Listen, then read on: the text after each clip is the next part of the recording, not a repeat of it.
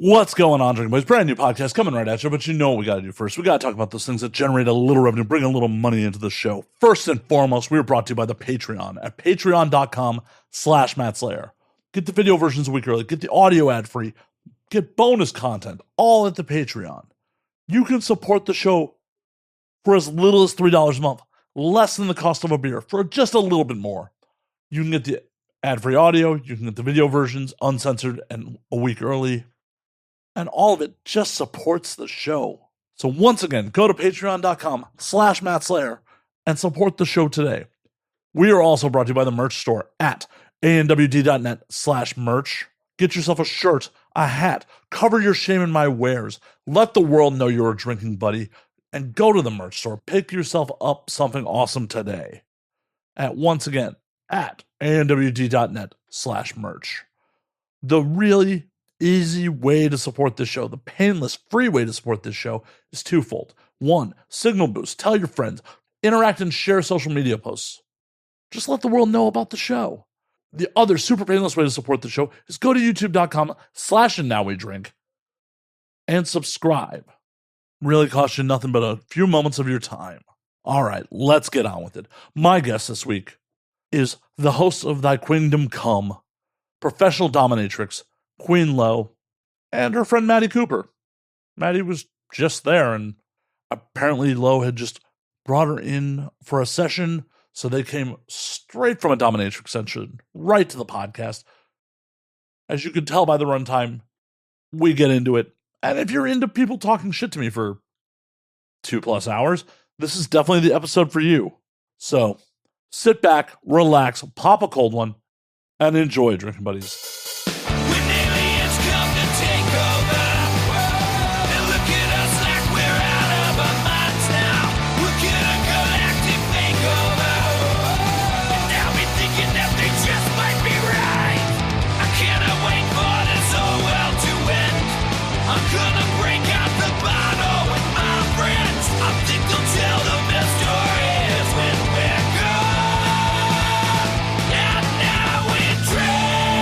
Bars in hell.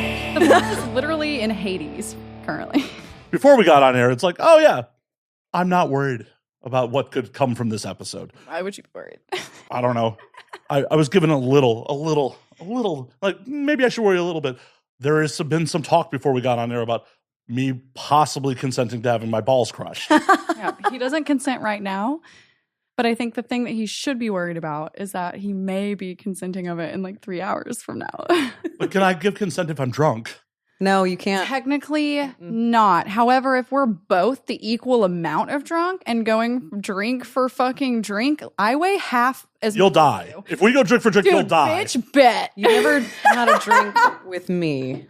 All right. I drink a lot. Someone get Lo a bag. Fuck, I just turned 30, guys. Like, I am about to pull out some innards of like some inner like 23-year-old right now. Like, and I can literally go drink for drink with men your size. I've done things that are not legal with men your size, like point for fucking point. And I'm just good at it. Not recently, in the past. Yeah, I do this multiple In the times a week. past. I do this multiple times a week. Are you bragging? A little. Or just pointing out that not all men are created equal. That's true. Well, let's fucking see. He's got his Malort here. Well, and right now I'm Fucking drinking, Reserve. it's only, 45 proof, 90% whiskey. So, yeah. Word. We're going to get him so drunk. Yeah. The tides are, the fucking tables are going to be turned. We're going to get you so drunk and take advantage of you tonight. I don't think so. He's like, no, you're not. Stop Honestly, it. if you're a fan listening right now, every single person listening to this is like, please take advantage of him. Like, please get him drunk and take advantage of him. Your fans would be so fucking happy. Like, I do this for their happiness. It's for yours. Oh, yeah. This is purely about ego. You found a way to be able to get fucked up a couple times a week and And write it off on my call taxes. it business. Absolutely. Like, do we get away with writing off our alcohol in this space? Oh, yeah. Dude. We're set. Oh, yeah. All this alcohol is purchased on the business account. Is that all I have to do? Just Is like add a fucking Starbucks drink earlier. into like my fucking name? Like Queendom come and drink. That's my fucking new brand. I think when we started your podcast, you were trying to write everything off. I think there were loopholes that you were looking into. Every fucking thing. And I still kind of do, except now I'm way better about it. I think we could have written off the mushrooms that we took. 100%. Oh, 100%. Yeah. 100%. Yeah, we did an episode where we took shrooms and we recorded an episode and it was unhinged, fucking ridiculous. And I actually held on to it for months. I was like, mad, like no one wants to hear this. Like this is so fucking dumb. And one week I just ended up having to release it because I didn't have anything else. And to this day, 3 years later, people reach out to me about that fucking episode. Like, and we're just on shroomies, talking about fucking my fear of turtles, talking about dreams of having sex with family members. Like, what? I put that out in the world? What the fuck is wrong with me? The stream of Did the family member ever hear about it? I honestly don't know. I'm not going to ask. It's my dad. I'm not going to ask. I don't care. Like, you should care. No, like when I was a child, it was, guys, it's totally not weird. It's, again, like we did in the shroomy episode, we did research on like what it means to have like intimate dreams with a family member. And I was recalling when I was a child, like I remember having that. And no, I don't think my dad would ever listen to my podcast. I hope he hasn't. So does your current partner look like your dad? Oh my God. Fuck's sake. You know, we've been together for 2.5 years and they actually just met recently and it was the weirdest thing ever. They are emotionally, mentally, energetically completely different. However, they are both 6'2.5", 245 pounds. They are the same exact size. Like they are big. They are broad. And it was very fucking bizarre. So yeah. But I have dated guys in the past. I've dated guys in the past where I realized I was like, oh fuck no. Oh fuck no. Oh no. Now you're like, well, maybe. Yeah, I'm not getting with my father today. No. There are way too many qualities that I see fucking here. So we've dealt with all that. We're not going down that fucking path today. Not today. Maybe tomorrow. Not had nearly enough alcohol to be talking about fucking. Oh, maybe an hour. The show is young. I thought you're matching me drink for drink. I'm already almost done with mine. Bitch, please, cheers. Shut. I got a refill. I literally poured way more in my fucking tequila. What's the proof on that tequila? It doesn't say. Let's see. Probably 80 proof. Maybe. Probably. So I'm drinking 10% more alcohol. Okay, but I'm half. You're also size. yeah. No, you're less than half of my size. Yeah. Don't get it twisted. Don't lie to my audience. But could I stomp your balls still? Yes, absolutely. But I won't. Well, yeah, until you beg for it. I won't though. Until you do. I won't. Until you do.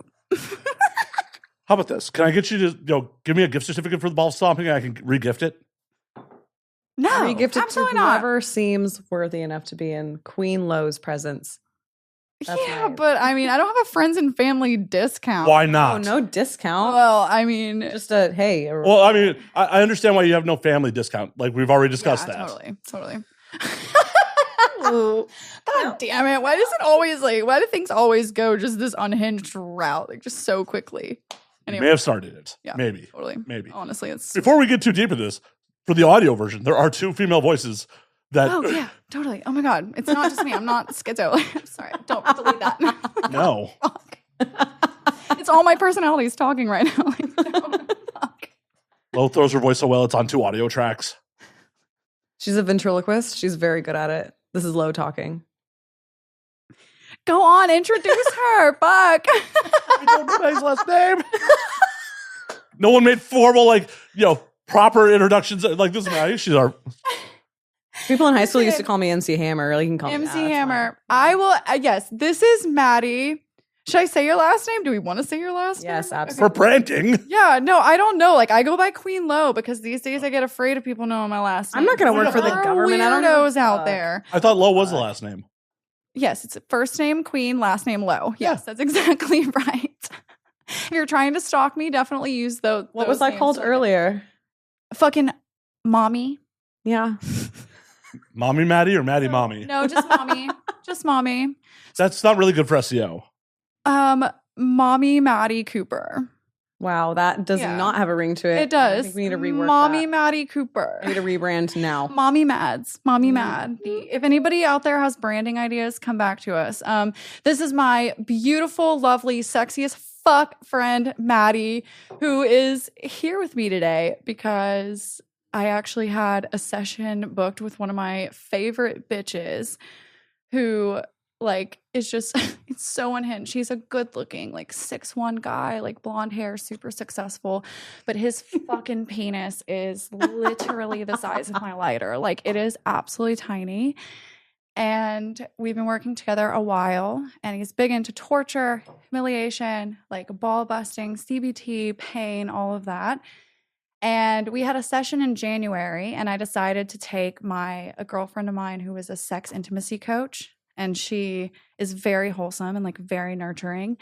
And since she deals with this shit on the daily with her clients, just in a very different way than I do, I brought her into the session specifically with him because it's a kink. He gets turned on by people being totally fucking shocked and appalled at what's going on. And so bringing this girl in who has never seen something like this, she was so her jaw was just on the floor. She was like, are you actually fine? I've got 30 something clothespins on his cock and balls. I'm whipping the shit out of him on the fucking St. Andrew's cross. And she's like, oh my God. And that was amazing in January. It was great. However, today we had a session, and a couple weeks ago we were just talking about it, and I was like, honestly, it's time to kick it up a bit. And this is my cuntiest friend. The biggest cunt I know. Next to me. It's just I have a huge cunt. We are equal cunts. And I just knew that this sub needed to be laughed at. He just needed it to be really fucking brutal. And I have seen the way that she's we have stomped dick in the past together. We had a fucking threesome with a ninja warrior dude. He's sponsored by One Wheel, and it was crazy. He worked us both like a fiddle into space, and it was a nuts. So we've had experiences together, but not one like this. No, we needed something new, something fresh. Yeah, I was like, you want to make some money? I just need you to come and fucking laugh at this bitch while I torture him. I said, sign me the fuck up. I'll already be in LA. I'm already there.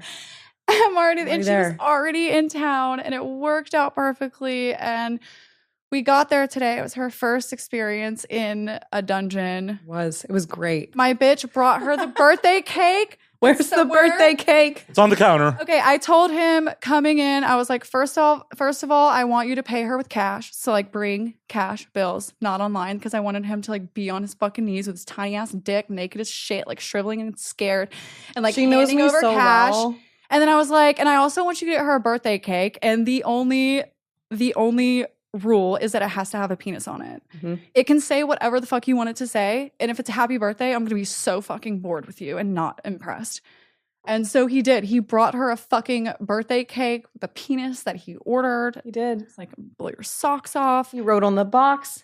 He had them right on the cake. I was like, this is what I deserve. It was amazing. I deserve this. Truly. I love it. Standing. You know me so well. And then, obviously, I knew it was gifts. Get this bitch gifts. If you're going to come up here with a fucking half-inch penis, then you need to have something to wow her. Make up for it, please. I don't know. It wasn't a very big cake either. Yeah, well, he doesn't know things that are very big. That's just not his style.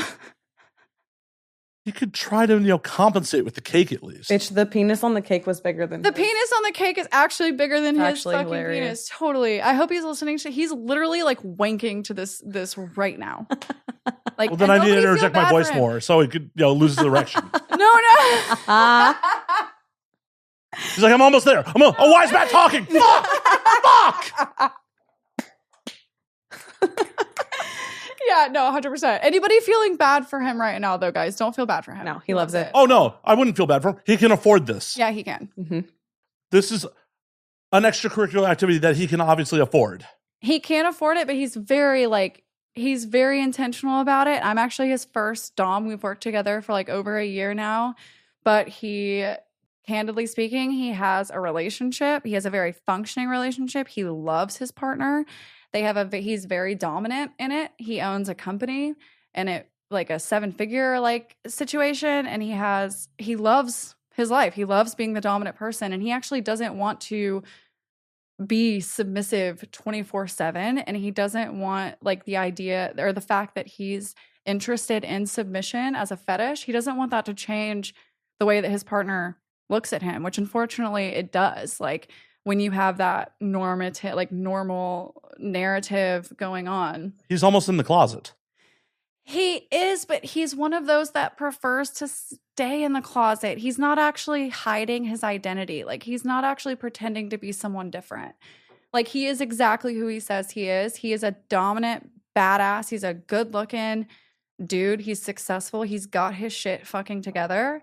And it just so happens that once or a couple times a year, he wants to come into a dungeon and be told what to do and absolutely humiliated and horrified. And he wants to laugh and be told what to do. And no one else in his life, not a single person in his life, can do and say what we did and said to him today. That's like fair. We are the only people who can call out those things and laugh about them and be there and address and it's hot to feel so like seen and it was exposed. Actually very wholesome. It was a wholesome experience, and it was fucking weird, but it was wholesome. Well, it just feels a little disingenuous to like have a partner and not be able to express that side of who you are to them. And that's exactly how I feel. Part of starting the podcast, part of doing what I do, even though like at times I'm just exhausted from it and don't really want to engage with the world on it because it's so taboo and it's like it's just but like I wish that part of the message I'm pushing is that like we are dynamic human beings. We are complex. Like just because your man enjoys being submissive does not make him a fucking bitch. Obviously not him. He brings home his girl does not work. Like he brings home the bread. He gets his shit done. He is respected in his field. All of those things. However, like every once in a while, he wants to be put on his fucking knees, laughed at, forced to do shit. He loves pain. He wants to be whipped. I mean, I made him preserve 3 or 4 things of cum the last couple weeks. I made him like come into condoms and save them in the freezer. In condoms? Yeah. Not condoms. Because he was going to bring them today. Because after you cum them, tie them up. Tie it up. It's an easy baggie. It's an easy transportable. Yeah, but there's spermicide in that. That's worsening the juice. You don't want the sperm part doesn't matter. It's just the fact that it's. I mean, I'm sure it affects. I'm sure it affects flavor. Bitch. Oh no! There was a point. I'm not gonna lie. There was a stench. It fucking smelled. And I was gagging a little bit. It was kind of gross. I had to light your incense again. I'm such a nurse. Like at this point, I'm literally like, it doesn't matter what happens. It's just like so human at this point. But yeah, preserved cum smells pretty fucking wild. And I made him bring a dog bowl. And I made him get into the cage. Sticker was still on the bottom of it and everything. And lick out the 3 loads of the fucking preserved cum. Gross. I'm just gonna put this out there. Every dude knows what preserved cum smells like. Oh, what? Why? Because teenage boys are gross. I'm sorry. We know that. Listen, I've seen a lot of shit, but I cannot say that you can speak for every single man right now. Literally, all men are pretty fucking similar. Every fucking man can speak for preserved cum. Yeah, probably not properly preserved. How did you preserve it? Oh, just fucking like there's a cum towel like when I was a kid. Bro, socks. Okay, but then what did you do with it? Throw it away eventually. Oh, okay, but you weren't preserving it for yourself to eat later. No, but it was still preserved and the smell was there. That's disgusting. Oh, I agree. Teenage boys are disgusting. What about obviously like you freeze it in something and then you thaw it. Thawing it? I don't know. That would be that's what I'm saying. The smell had me fucking gagging. It was disgusting. What is the proper way to preserve cum? Like doctors. Someone chime in. I'll tell you. I need doctors. I have a sub who is he's a southern, he's country. He's country as fuck. And he looks like Duck Dynasty, like it's there. And he doesn't even have that much money, but he saves up. Like he saves up earnestly. He saves up money and he saves up cum. And his birthday was recently. And we went from 1.5 years, 2 years ago, he would preserve like 12 loads and it was crazy. And he would gargle them. and I would make him like fuck a dildo with like 10 loads in his mouth so he couldn't open his mouth while he was getting that dildo in, which is like extremely hard to like breathe, right? It takes a lot of like practice to be able to do that. And guys, his birthday just passed in, what month is it? It was like fucking the end of April, and 63 loads. 63 loads. They were saved, they were preserved in a Tupperware. Like they were wrapped as a bubbaloon, Drink more. They were, what? No, fuck. Cheers. They were wrapped in the condom. They jack off into the condom, and then he wraps them, and then he put them like, he would wrap them in like cellophane, and then put them in a Tupperware. And by the time we got to his birthday party, it was a fucking birthday party. There were two Tupperwares full. And guys, I've seen some gross shit. And that was one of the only times that I gagged. And it was a call. It wasn't even live. I was on a call and I actually gagged. I was like, that is one of the most disgusting things I've ever seen. He filled his entire stomach with cum. Yeah. So why are these guys not just using like sample cups, like medical sample cups? Why are they using condoms? Are those easy to get? I'm not very well versed in how easy it is to get medical. I'm sure I could go to Amazon right now. Yeah, but most people can't hide a medical cup of cum in their freezer. Why are they hiding it? I mean, honestly, I think there'd be much more questions about why is there just a condom tied off sitting in your freezer? No, but you know how freezers are. You can literally fucking wrap it and put it at the bottom and like nobody sees it. But if you have like 6 medical cups, no one's going to go digging for your dino nuggets. Like no one gives a fuck. And dino nuggets. Oh, hey, guess what? Is this a thing? Should we figure out how to do this, guys? You can get 25 specimen cups with leak-proof screw-on lids for $10. Sponsor me. Sponsor the fuck out of me. Medical literally cups. Like, I want to be sponsored by fucking medical cups that can freeze and enemas. Have your face on the medical cups? Yeah, and the enemas. I mean, you should do it for merch, even if someone doesn't sponsor you. Dude, you're right. Queen low for enemas. Yeah, honestly. Clean your ass. Clean your ass. That's what it says on the back. Oh my god, my sweet sub. I will throw this into Photoshop and I will make this for you right now. Don't try me. I feel like the latex and the spermicide will definitely like affect things. Yeah.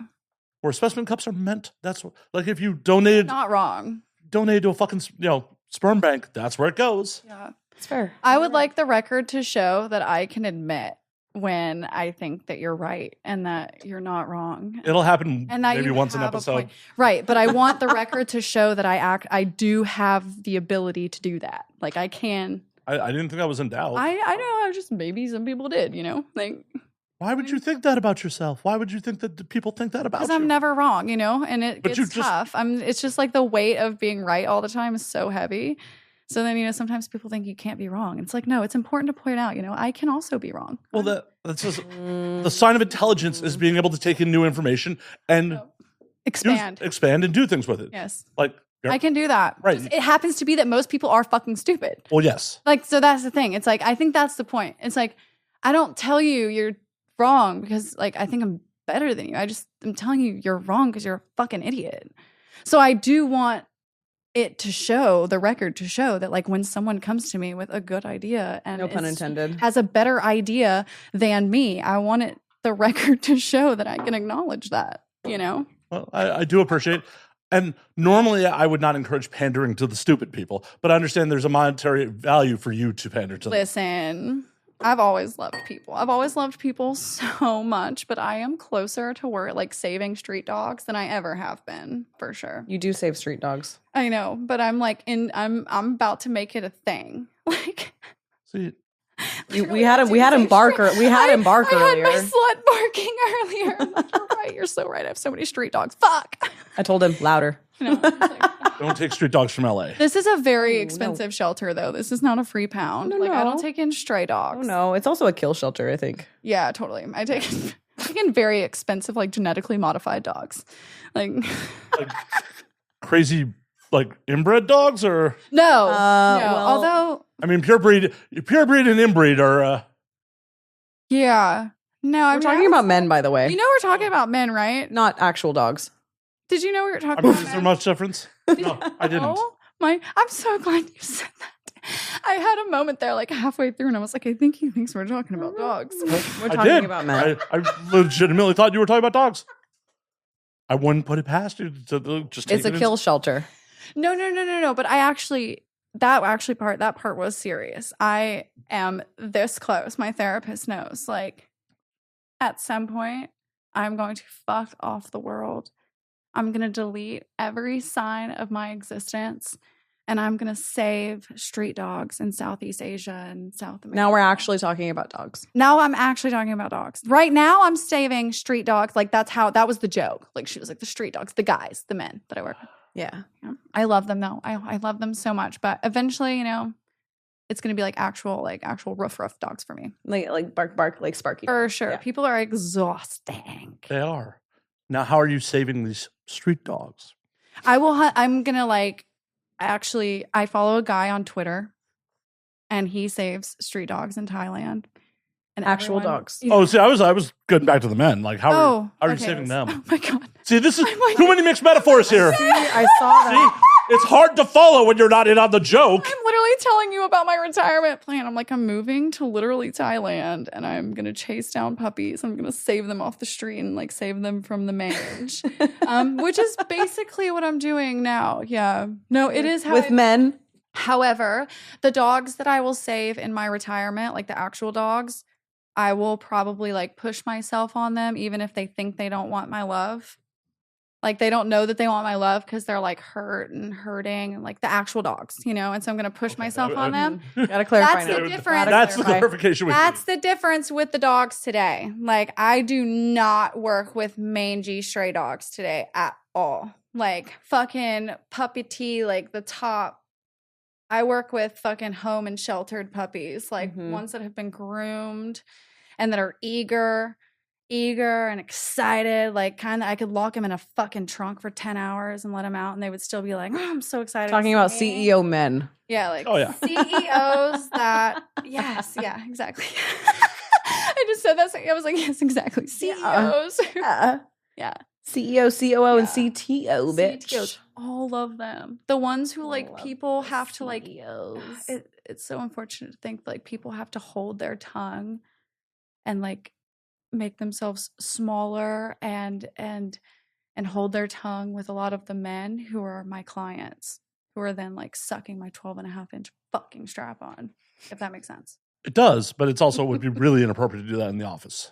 Oh, but I mean they do. They just okay with subordinates. It would be a little. Oh no, so inappropriate. But it is like, it's crazy to see my friends in corporate America like having to bite their tongue and like suck the man's dick metaphorically, like not actually, but like literally do everything to just survive in corporate America and taking all the fucking punches. And I'm like, that's your boss? You're not talking about me. I know you're not talking No, I'm about not. I'm definitely not talking about you. Are you kidding me? Because the generation is different. This generation is very, very fucking different with like corporate America, because a lot of like Gen Z, early millennials, like or late millennials are like, fuck you. Like, I actually don't need corporate America. Like, if you do fire me, like, I'll be fine. I can go sell my pussy on OnlyFans. Like, I will be fine. I will not be on the street, bitch. I did that. It worked. That is this generation. Yeah. Yeah, you did. Yeah. Fuck Maddie, did you quiet quit?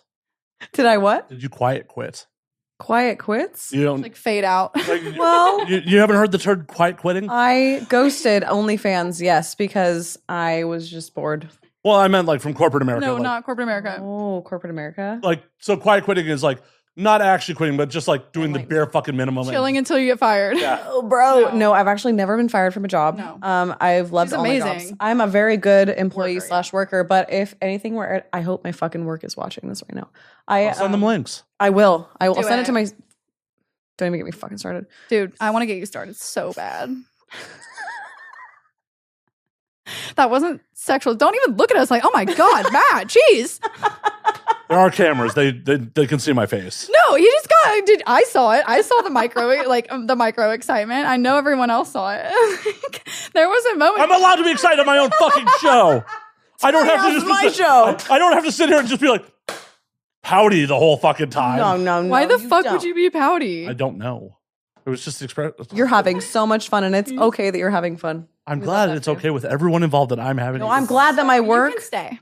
I'm glad that my work employs me, but also, Fuck corporate America. I hope they're watching this. Fuck corporate America. It's a scam. It's a scam. Oh, it is. It's a fucking scam. If they ever ask me to suck their dick, I'd say I have scissors and I'm going to cut your fucking dick off. Yeah. No, I will actually cut your dick off. I'm sorry. That's what's insane. I'm going to do it. I meet like hot ass bitches, and I know many. I work in tech, bro. Like tech, car sales, man's like, you know, area of expert. Like what the fuck ever. I do a great job, and they love me for it because I'm hot and I'm fun and I make the workplace enjoyable. And I'm good at my fucking job. But do they pay you enough? No. I mean, is anyone ever paid enough? No, not with inflation. I am, yeah. Well, you set your own rates. Exactly. But exactly. If you could charge more, would you? Right now, I feel like I'm all for value, and like that's what pisses me off about my family members, my friends in corporate America. I'm like, you give all of this value, and you get shit back. And I feel like my rates are high, but like I feel like I provide that value. But in times that I feel like I provide more value, I require more of a fucking payment, and that's like a fucking insane freedom that exists. But it's like I have met so many. My fucking toxic trait is going out and meeting some like hot ass fucking bitch, like hot ass bitch. I met one not that long ago. She works for a big like car sales, like huge car sales, and she works like she's a closer, and she like closes the things. And she was talking to me about like what she does and how she basically makes these men feel like they have a chance with a woman like her if they buy this car. And because we're dumb. She's so nice, and she just absolutely uses every ounce of her, not only like physical sensuality, but intelligence and emotional like abilities to connect. And she's selling these cars, and sure, she's making money. But you know who's really fucking making money? The goddamn man above her. And what's crazy to me is seeing men mostly, but like corporate America, hire women like me for the exact qualities that I use in my business, the ability to connect, the ability to like manipulate, empathize, to like make you feel like this fantasy come true. Like these are all of the things that I use in my business. And these are all of the fucking things that my girlfriends and people I know are getting hired. The man is literally hiring you for those fucking things, and yet would turn around and fucking shame you the second you use them for yourself. Why? Obviously, if I was him, I would too. I want that fucking bag for myself. I want all the fucking honeys working for me. So that's what infuriates me. So I'm like, not only are you fucking underpaid, but literally you could use the same exact fucking skill set. Use that skill set and actually be direct about it. And set your fucking prices. And that's my revolution, honestly. Like, I wish every woman would take up sex work. But she could also use that skill set to open up her own business. She could also manipulate the boss. Anything. Also, but in today's world, that just looks like fucking with him and sucking his dick. Like, that's like when you say that, like, you're just going to manipulate the boss, every person's head, every person's brain just went, everyone's eyes are on you. If there's even an inkling of that, you can't be that person. You can't be pretty in the workplace. You have to be toned down. You have to be, especially being a woman in tech personally, non-threatening. I have to be non-threatening. I can't threaten the big man in the room. Like I'm afraid to say shit sometimes. And I'm a very outspoken person. Very much. I love that about myself. Me too. But in the tech world, I don't feel like I can actually be as me as I want to be because I'm going to threaten some fucking man on the top. It's bullshit. It is. And that is one of the beauties of sex work, is the fact that, well, you've already decided to be an outsider to society, so fuck what the rest of those people think. You unfortunately have to have references when you go to your next job. Straight up. She will be literally fine. Oh, no, I'm sure she'll be fine. But it's a lot easier if everyone's on your side and not threatened by you when you go to the next gig. It is. Straight up, yeah. Every fucking hot woman who has half a brain cell out there literally knows exactly what we're talking about, that you have to dumb yourself down, be so fucking nice, put on that smile so that they're not threatened. You do, but also, okay, so I'm going to give you a little bit of backstory here with my job. Like it's a dichotomy because I love being a woman in tech, but there's some hardships with it as well. I went to a conference one time and I was able to connect with people really easily because I'm non-threatening. I'm a very pretty girl.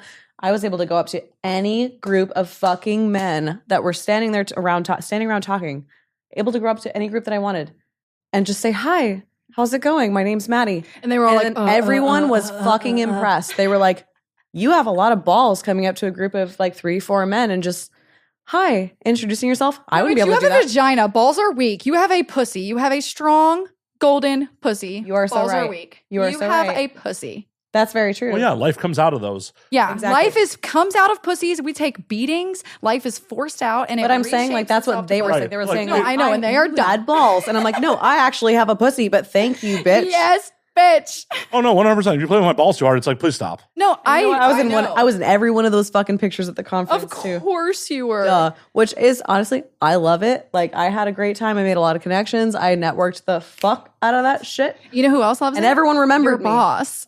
So there's pretty privilege, but there's also people not taking you seriously because of those reasons. Well, and let them underestimate you. 'Cause- Exactly. Well, and I have said multiple times on there, like, if it wasn't for men specifically keeping women down, y'all would have taken over the world a long time Oh, ago. come on. I mean, just you have to separate and divide us and make us think we're stupid and gaslight and manipulate all the things to like Gaslight, gatekeep, actually girl boss, but take over the world, because if not, it would Well, be such a different situation. Well, unfortunately, historically, it's also men have been able to do it through the threat of violence. That, Right.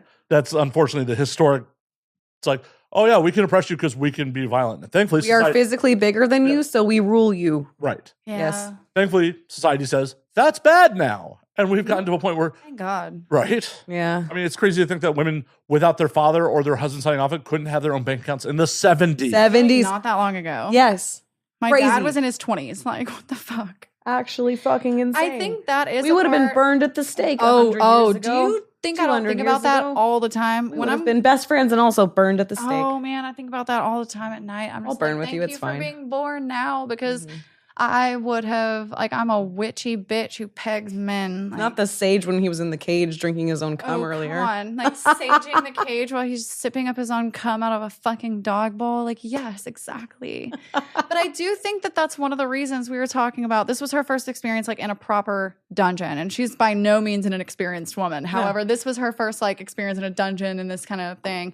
And afterwards, it was like where she was talking about how powerful she felt, and I was like, very that's, like, fun. It was very fun. So Everything was fun. consensual and wholesome and But it's also talked about beforehand, but also what the fuck? That was fucking fun, bitch. Well, once we go into the space, it's like all the unsexy shit is talked about outside, Mhm. before, pre, and then once we're in that space, we're in that space, and then we can all of a sudden embody these like the highest level of like cunty divine bitch, like feminine energy that we possibly can. Like at one point I had him with like several dozens fucking clothespins on his cock and a fucking 2 ball weights strapped around his balls, fucking on all fours walking around the room. And I sat on him like the fucking Queen of England and like made him stomp hanging around, onto his leash hanging nonetheless. onto his leash nonetheless.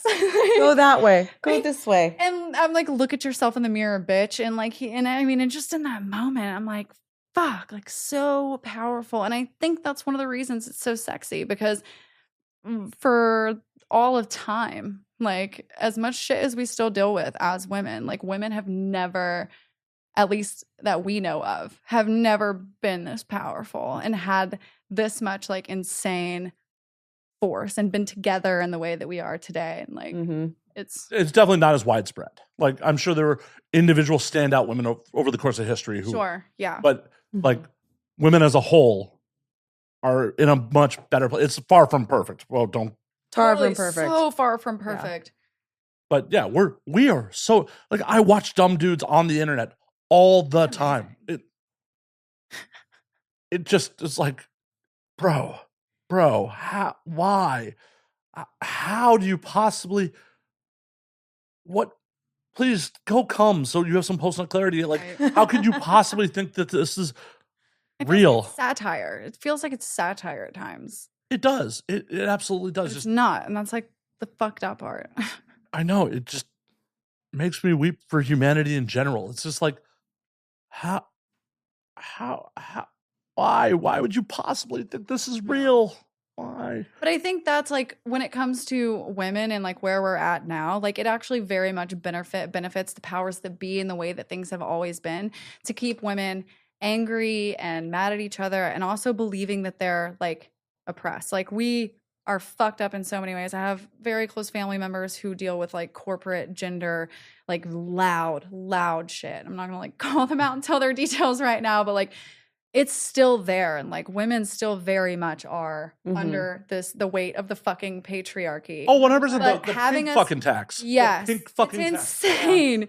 It's but like to keep us here is to keep us in the belief that we are here, like keeping us in the belief that this shit is still all consuming, and keeping us in this energy of like we are still in this space keeps us in this fucking space, if that makes sense. Like it's revolutionary for us to actually realize how much power we have right now. Never in the history of fucking the humanity that we know have women actually been able to say, holy fuck, like we can all access each other, we can talk, we can share information, and you and I share a brain. Powerful. You and I share a brain, and it's fucking weird. Dude, it's very strange. It's very weird. Dude, women share a brain. I'm gonna tell you a story. Okay, so earlier, we checked into our hotel room right after the session.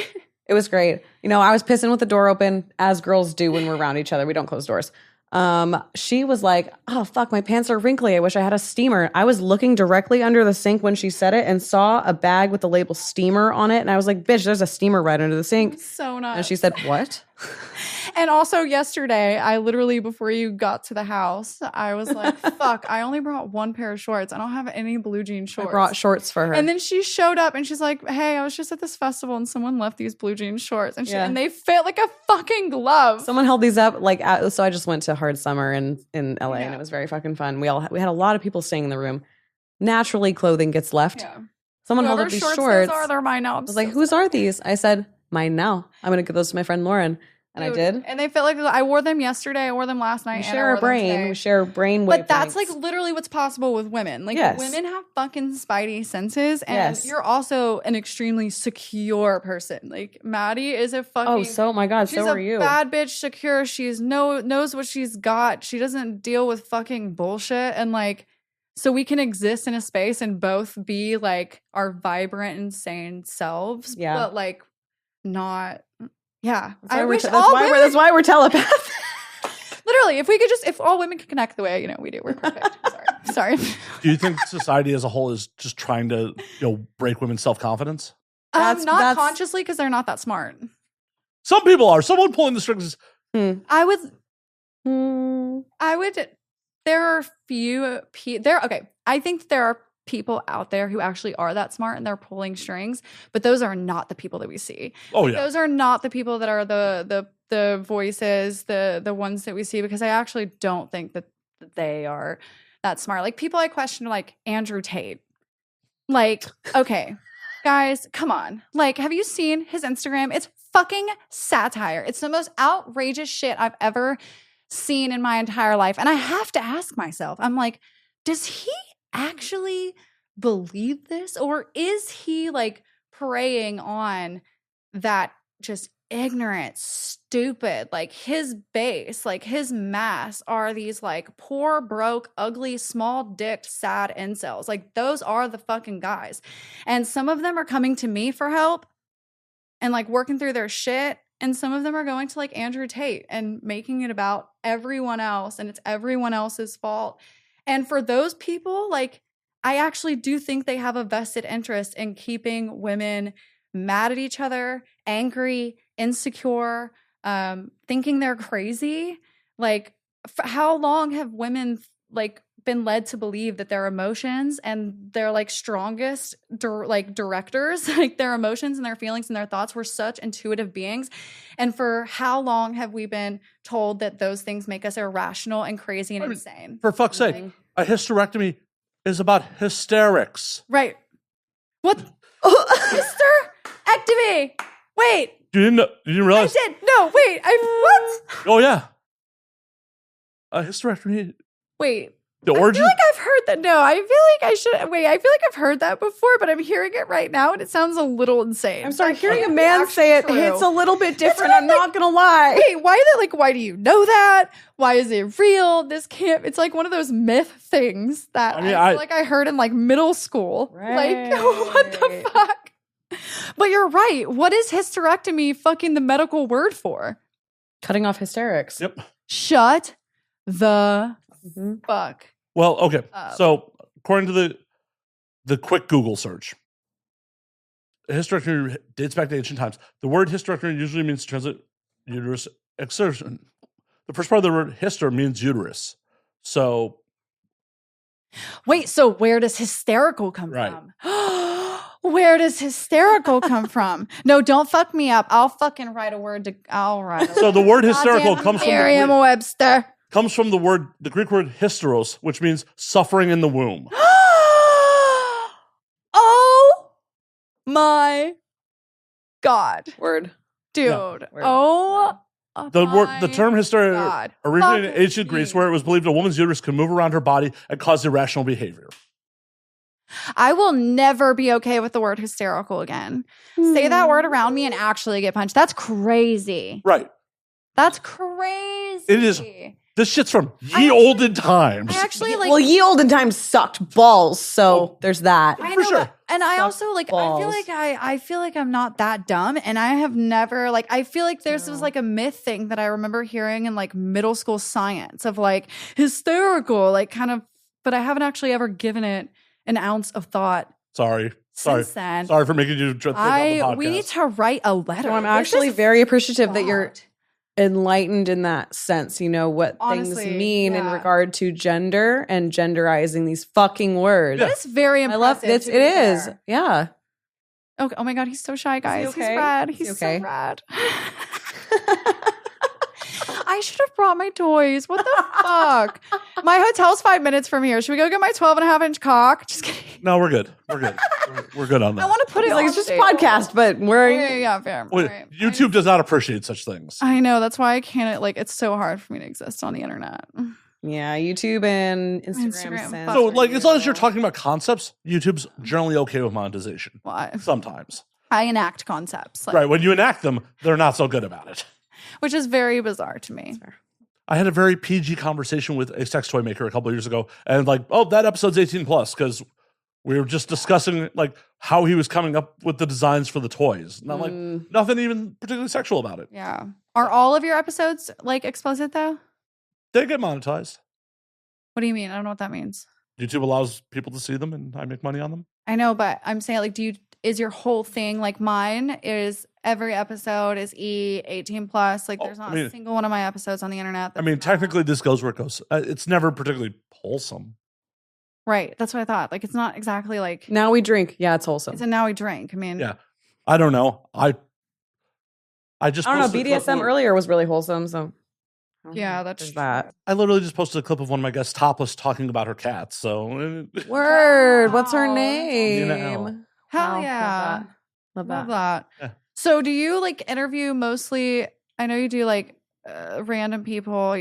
comedians, musicians, like anyone I'm a whore, by the way, so everyone knows. Like, I don't want to think I'm like talking derogatory. I mean, that's not It's a good word. I'm taking it back. it's not a derogatory It's a good term in my word. opinion. People think it is. Word. I don't think it is. One of the other lost episodes, I had someone who has an OF who got very upset with me calling her a sex worker. Yeah, What? Very upset with me. Okay, yeah, I do know those bitches. Those girls like on fucking Twitter, and they're like, I just get paid to do nothing. Like, guys just send me money because I'm cute. And I'm like, and you're a whore.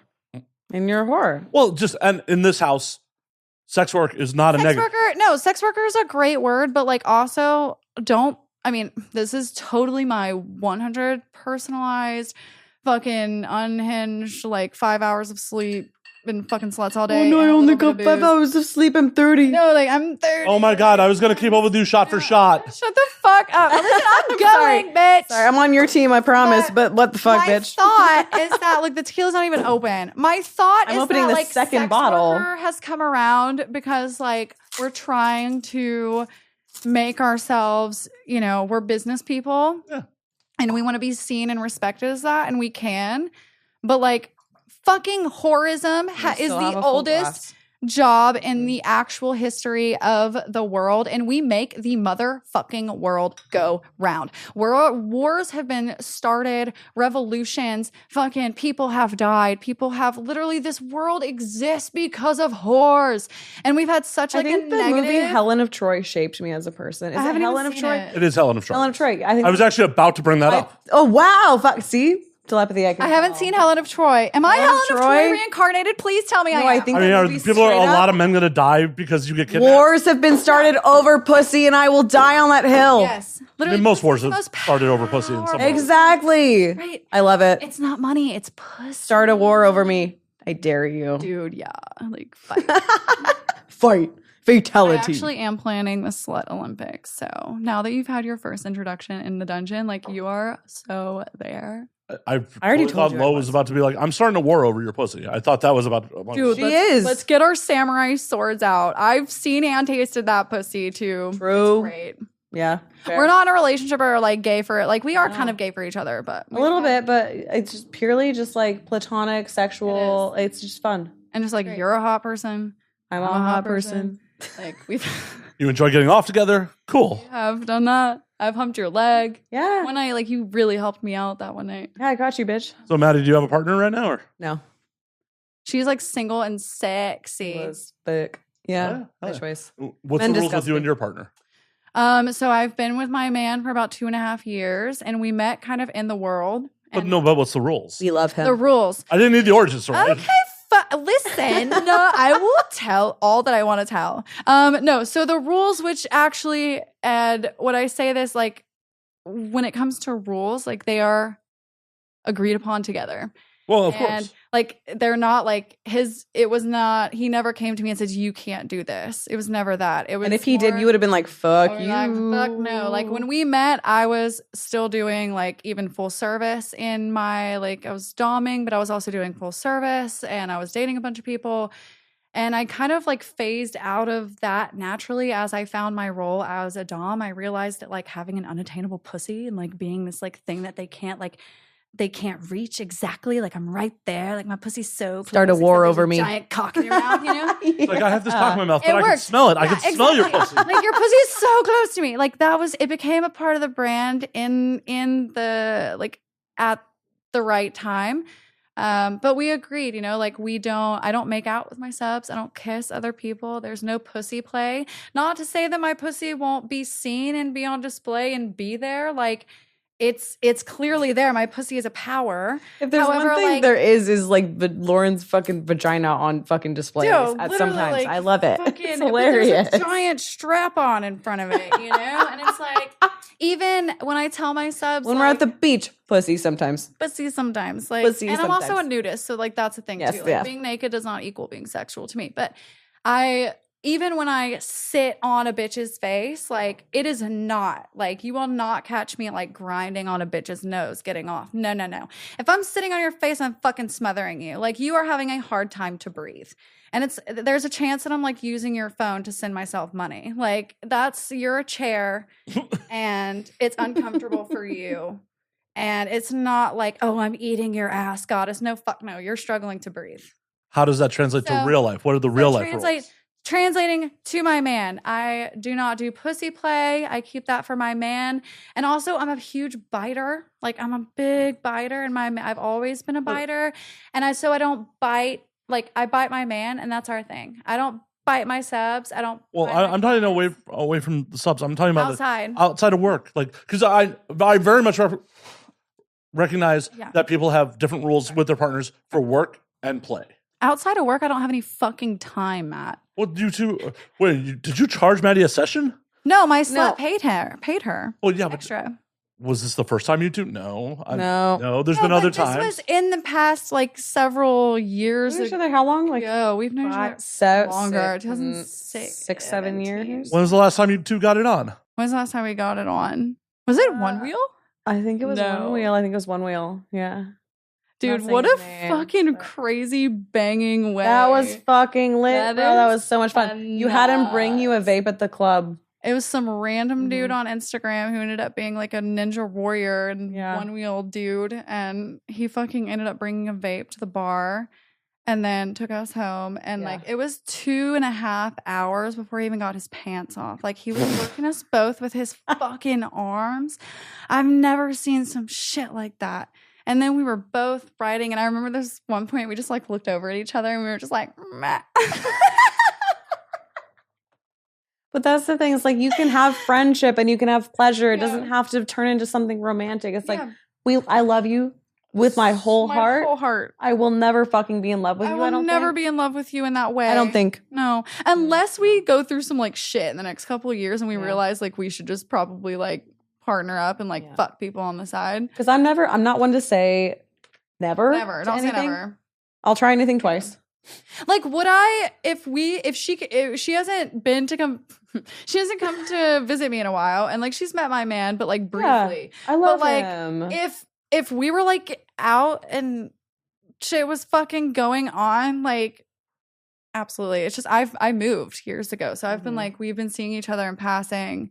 We used to be together like every we were together all the single time, and day we were in Sacramento. in shit together all the time. We were like Yeah. stomping dick. We were like texting multiple Bumble dudes to show up at the same spot at the same time, making them like fight to the death. We for created like us. Bumble wars. We were starting wars. Bros, have some self-respect. If a girl invites you and a bunch of other dudes, just fucking leave. But they don't know that when they show up. Yeah, but the moment you realize the jig is up, you But I'm should be sorry. fucking- I'm sorry, babe. You're not that smart. I am. I'd be like, fuck this. I'm out. Here's We're the thing so with the manipulative, though. well, there's that. There's also the fact that men are very competitive in general. So if they see, oh, there's competition at this bar for this chick that I'm trying to get with, they're gonna fucking compete. It's so primal. We've seen it. Oh no, We've seen it. Oh yeah, no. Very fun. Oh no, I'm sure. Very fun to watch. Primal as shit. It's primal. It's like It's a everything. self- I got the drums And then going we in the go home background. together, Like I love bitch. that shit. And then we grab our hands and walk out the fucking Whee! That's why the session was so good today. Is because we just feed off each other's energy. It's a self-respect thing for me to be like, nah, fuck this, I'm out. Like I'm not here. Think that. Oh, I know. Okay, so when's the then- last time you were laid, Matt? A couple weeks ago. Was it someone? Why do you look so defensive? He looks so defensive. Like the camera, is the camera getting this defensive? You're not hiding anything from us right now. No, Okay, not at all. you can't cut this out, Matt. I'm not cutting anything out. Okay, did you know the last person you slept with? I did. Good. Are you in a relationship? I am not. Oh God, that'd be depressing if it was a couple weeks if I was in a relationship. That'd be so depressing. She fucks me once a month. You would have to be talking me off a ledge. Like if I was in a relationship and it was that sexless, oh my God. At Tragic, what age did you tragic. begin having sex, Matt? 16. Okay, that's fair. That's fair. Yeah. 16 with a friend's girlfriend was how I lost my virginity. So. You whore. I spent a good chunk of like my teenage years and my early 20s being like, oh, I don't cheat, but I didn't make a commitment here. I have no problems being the other man. It's not my relationship. Not Right. my circus, not my monkeys. Exactly. Like, I'm going to get mine. And, oh, yeah, no, I did a lot Not of. my circus, not my Not your fucking relationship, monkeys. Not your fucking. I just justified it to myself that, like, I didn't make any commitments here. I do believe that every person's responsible for their own fucking relationship. They are. No, they are. And Truly. honestly, that's why I think the evolution of girlhood is my favorite thing on the planet, because now it's not the girl's Yes. fault if that shit happens. It's Yes. his relationship. He's fucking it up. Right. We're not going to. I mean, that's how it always should have been. We're going to tell the. But the stigma 10 years ago, 15 years ago, was that girl has to hate girl. She sucks. She's a home wrecker. Fuck that shit. He's the one who Fuck made the that fucking shit. decision. He is. And Thank you. On both sides. Fuck that. The cheater is the one who made the decision to go outside of the rules, outside of the relationship. Absolutely. And that's how I Absolutely. justify it.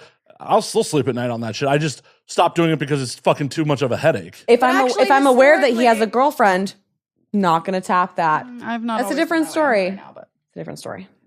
But what you're saying about the women, though, actually, the way to see this clearly is I recently watched some of The Bachelorette and like The Bachelor, and then I watched a little bit of fucking Love Island because everyone was talking about it. love And Love I've been away from reality TV and shit for a long time. I'm such a reality TV whore. Dude, love I am reality too TV. now because it's such an interesting like look into people. But I was telling my man, I was like, yo, this is crazy. 10 years ago on The Bachelor, girls were pulling each other's hair. Yep. Love Island, Yep. people were like, that whore, that bitch, that ugly, saggy Now cunt. it's like but also- girls Now are they're like, talking. they're even- like, that guy Even is when not they're making acting out with- right. they're saying making out with the same dude, but the girls are like, "Girl, I got you," and that is something. Sorry, Fuck. shit on millennials all you want, Love but it. millennials Love did it. that. Millennials did that. I would say sure, but- millennial. No, no, no, no, millennial. no. I feel like- millennials.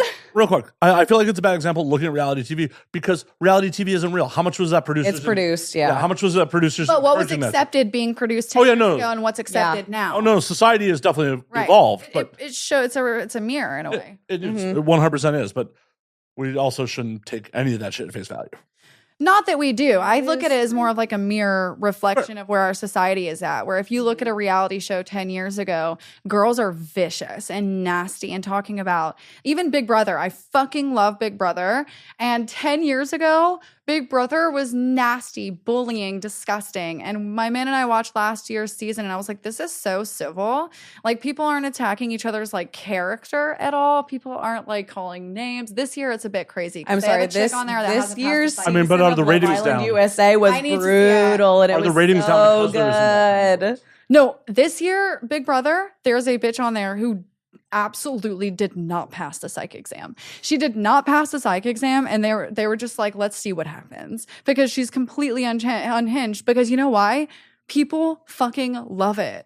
I hate this. Like, I'm all for like a healthier world, a healthier human, more love and more intimacy. But I watched last year's Big Brother and I was like, this is so civil and kind of boring, you know? Even Love Island, I watched 2021's Love Island recently for the first time. And I'm like, these girls, it's so like healthy. Like they're all using therapy fucking buzzwords, even if they have no idea what it means. Well, yeah, because people watch. You're gonna love this year's. I should watch it. I should watch Love it because people watch television to be distracted.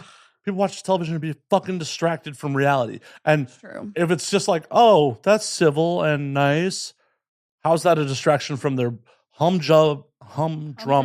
Yes. Who's drunk? I'm not drunk, but I've been drunk ass. Go home. Okay. Good night. From their humdrum fucking corporate job, their fucking 2.5 children. People are so bored. Yeah. Oh, and the internet trolls. Internet trolls purely exist out of boredom. And I think about that when I like do any type of reality binge. Recently, that's been a part of my mindset is like, I talked to my therapist about this. I'm like, I watched like a lot of reality TV this fucking week and I feel like a waste of space. And I'm like, actually, no. Like now I can actually say I'm at a point in my life where I deal with so much gnarly fucking shit. It's nice to numb your brain sometimes on purpose. And I'm making good money. Yeah, exactly. So it's like, I watch that shit to like turn my brain off and like listen to shit that is just so... Like, I don't know if anybody's watched like The Bachelor recently. So like I turned it on this season and I did watch last season too. And it's crazy that now every one-on-one date, you guys know how it's laid out, right? Like they have the one-on-one dates. Every fucking one-on-one date, whoever it is, they go into the diary room before and they're just like, I'm going to open up. I'm going to open up tonight. And I'm going to be like super vulnerable. And I'm going to tell her about myself. And I'm going to like open up.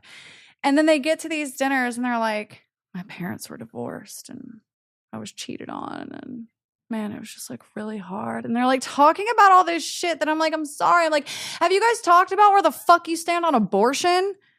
Like, there's a fucking election going on right now. Have you guys talked about that? It's like every person comes in and gives them their fucking sob story, which like, I get it. Everyone has one and it connects to the part of the people, but like the level of like getting deep has drastically changed. Like getting deep and being vulnerable has literally morphed as a society, and it is as a society. It's like being deep and being vulnerable is like, let me tell you about the most terrible thing that's ever happened to me. And like now I'm like, you're getting to know me and I've opened up, and it's almost become this like weird, like fucking like like fake shallow level of depth. And it's a mirror. It's not real. Don't take it as face value, but it's a fucking mirror as to like what society wants, because you have this bitch in fucking Midwestern America literally thinking that the guy giving her the actual bare minimum because he can talk about how his girlfriend cheated on him and his fucking dog died when he was a teenager, that like he has actual emotional depth, but he doesn't. Like there's no critical thinking here ever.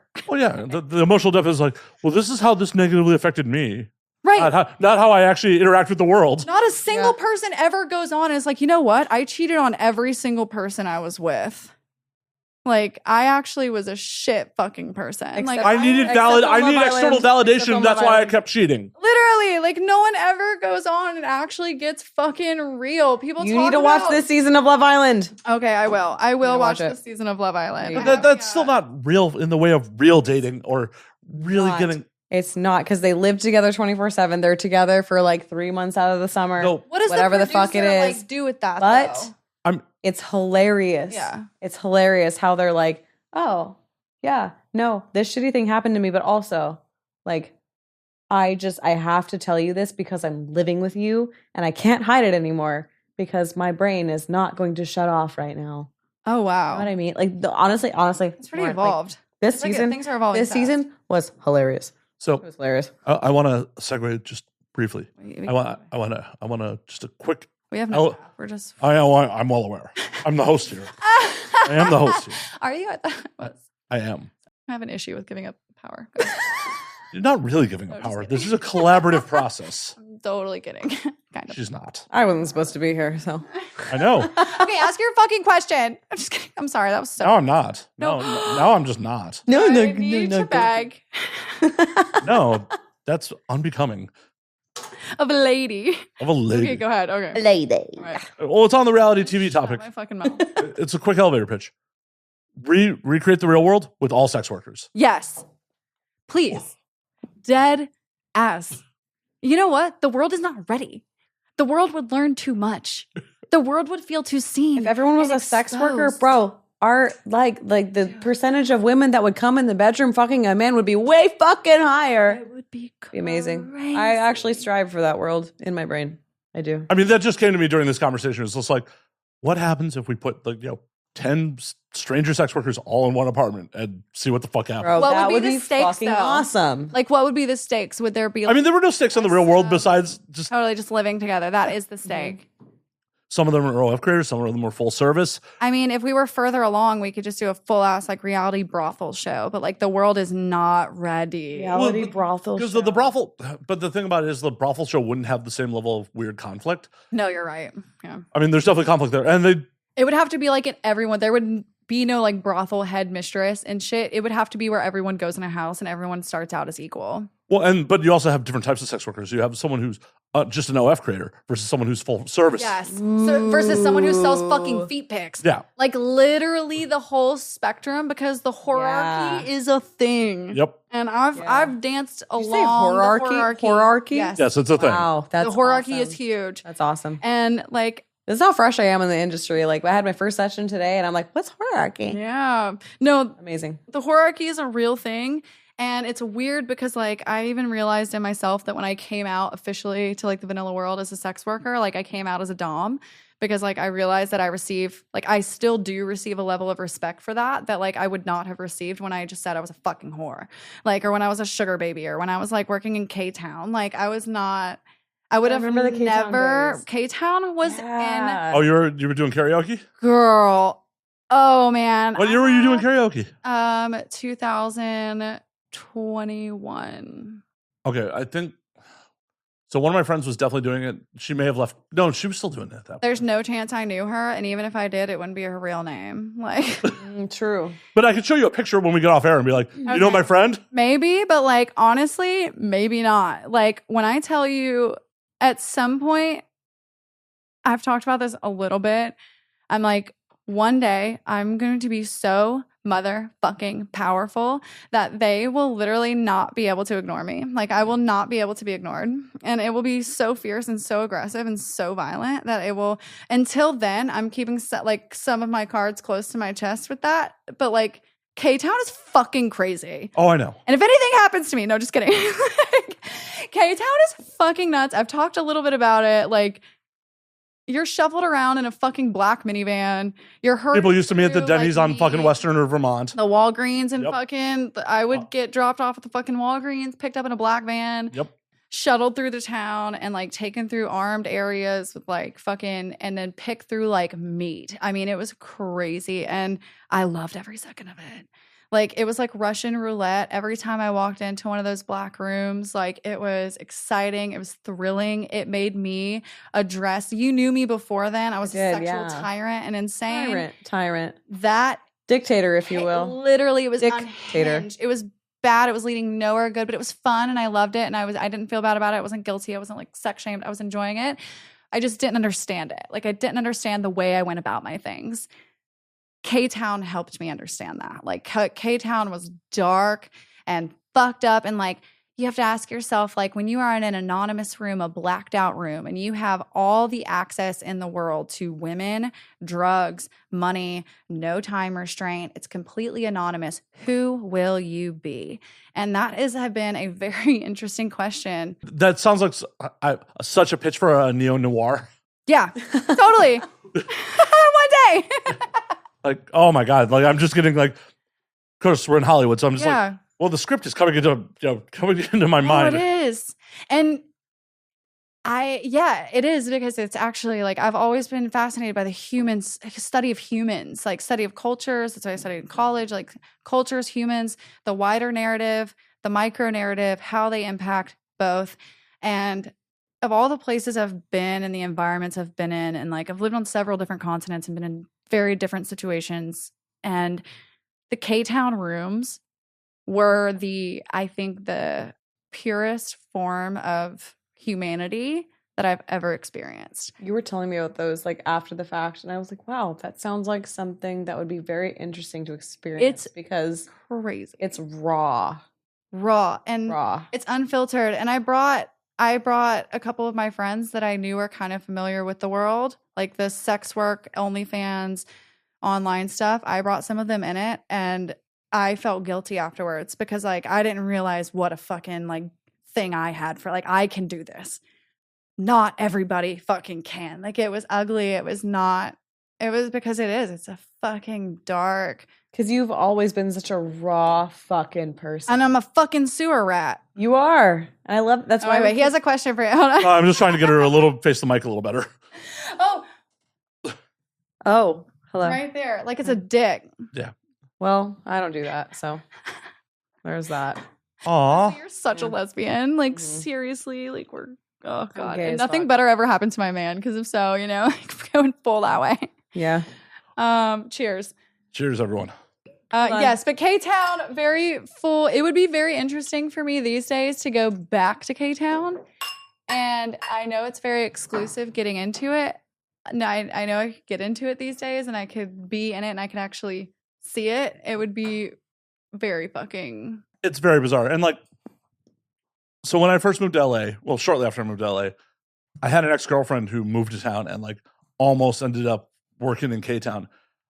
And part of me feels really bad, like, that I talked her out of it. Because it's just like, I was trying to be protective, and it's just like, I understand why, but no. yeah, no. Yeah. Oh, I'm freely admitting that I was in the wrong here. Yeah.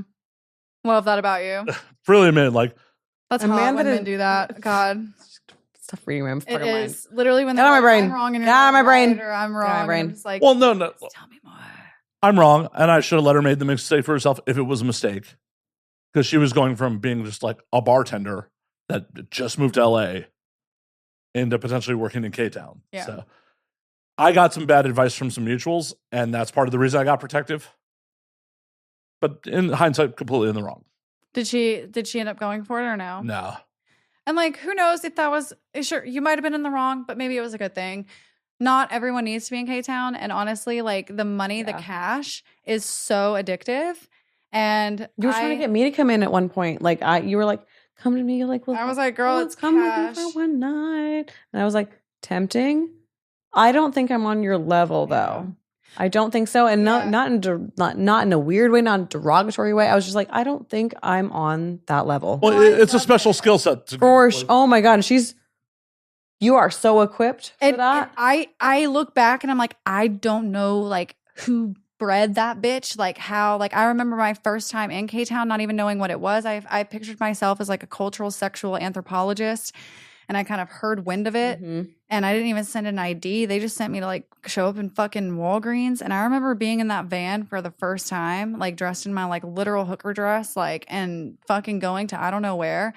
And I just remember being like, I am on board for this. Like whatever comes, I'm good. And I'm useful. I always fell back on that. I was like, I'm useful. Whether you're a pimp, the police, or like whether you're good or bad, whatever you are, like I can be useful to you. And I just kind of held on to that.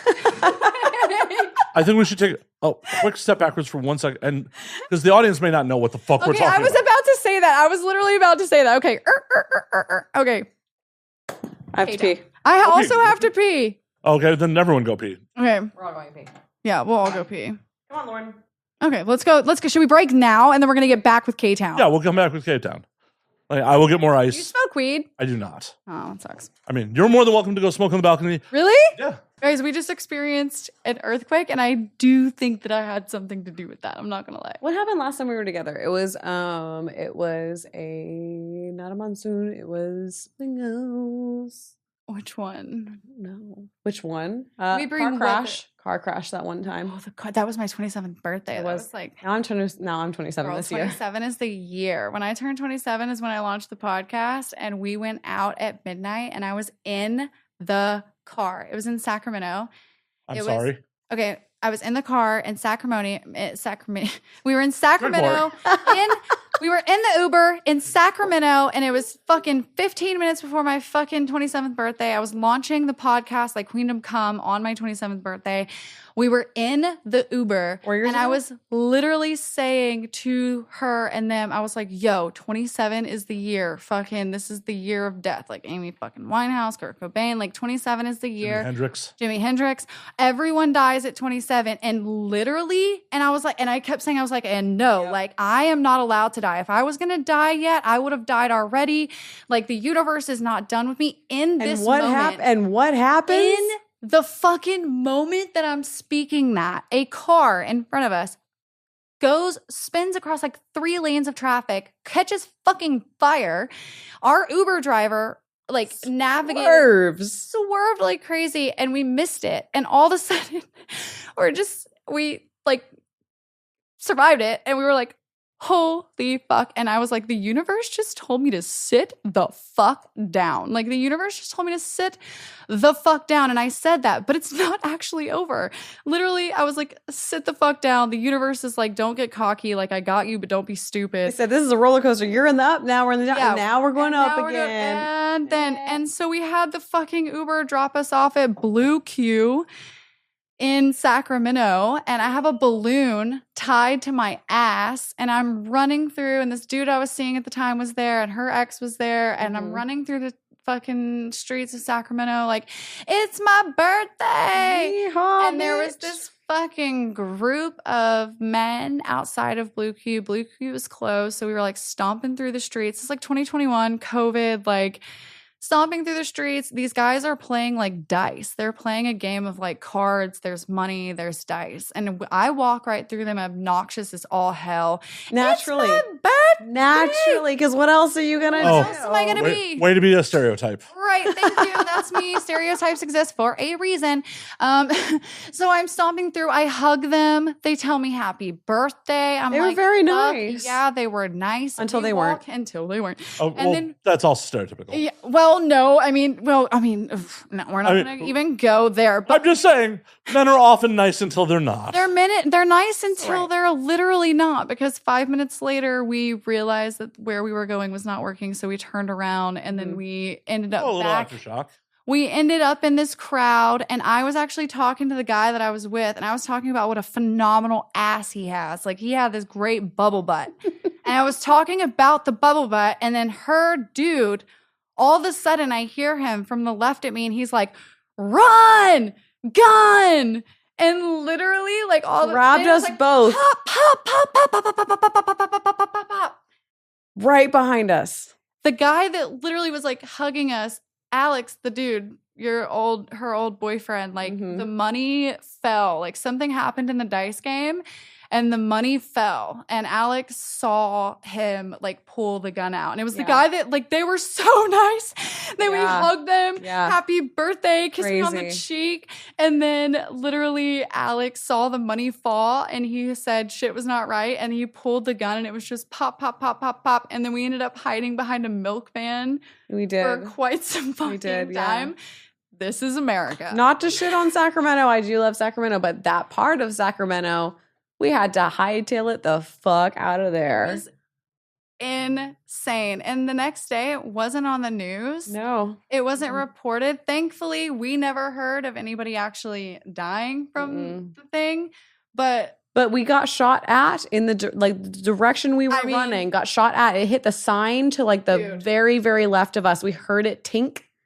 I mean, It was he gnarly. wasn't. They weren't from here to you. Like it was just fucking. That dude is a bad shot then. Oh no, bad shot, and it was. He wasn't aiming at many shots. us. It was He very. was aiming at sad. someone else next to us. Luckily, not us, but It was a very fucking bad shot. But honestly, like, side note, like, this is America and this is fucking insane. yeah, This is America. We also lost in shooting in the Olympics. Yeah, also. so true. Also, you can't be literal, like, we can't be a country of gangsters who fucking lose to people who don't even have gun laws, like, who have restricted. Well, yeah, you got to practice. That's it is insane. a skill that deteriorates.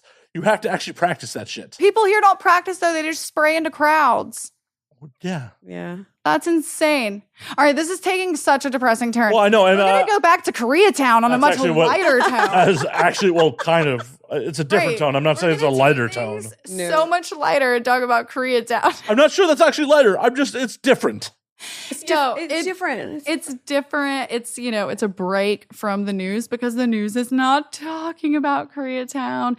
And It again, probably should be. and no, they should be, but they can't. They literally can't because it's all so in cahoots with every level of the system. Like the most powerful people in our country have shit to do with fucking K-Town.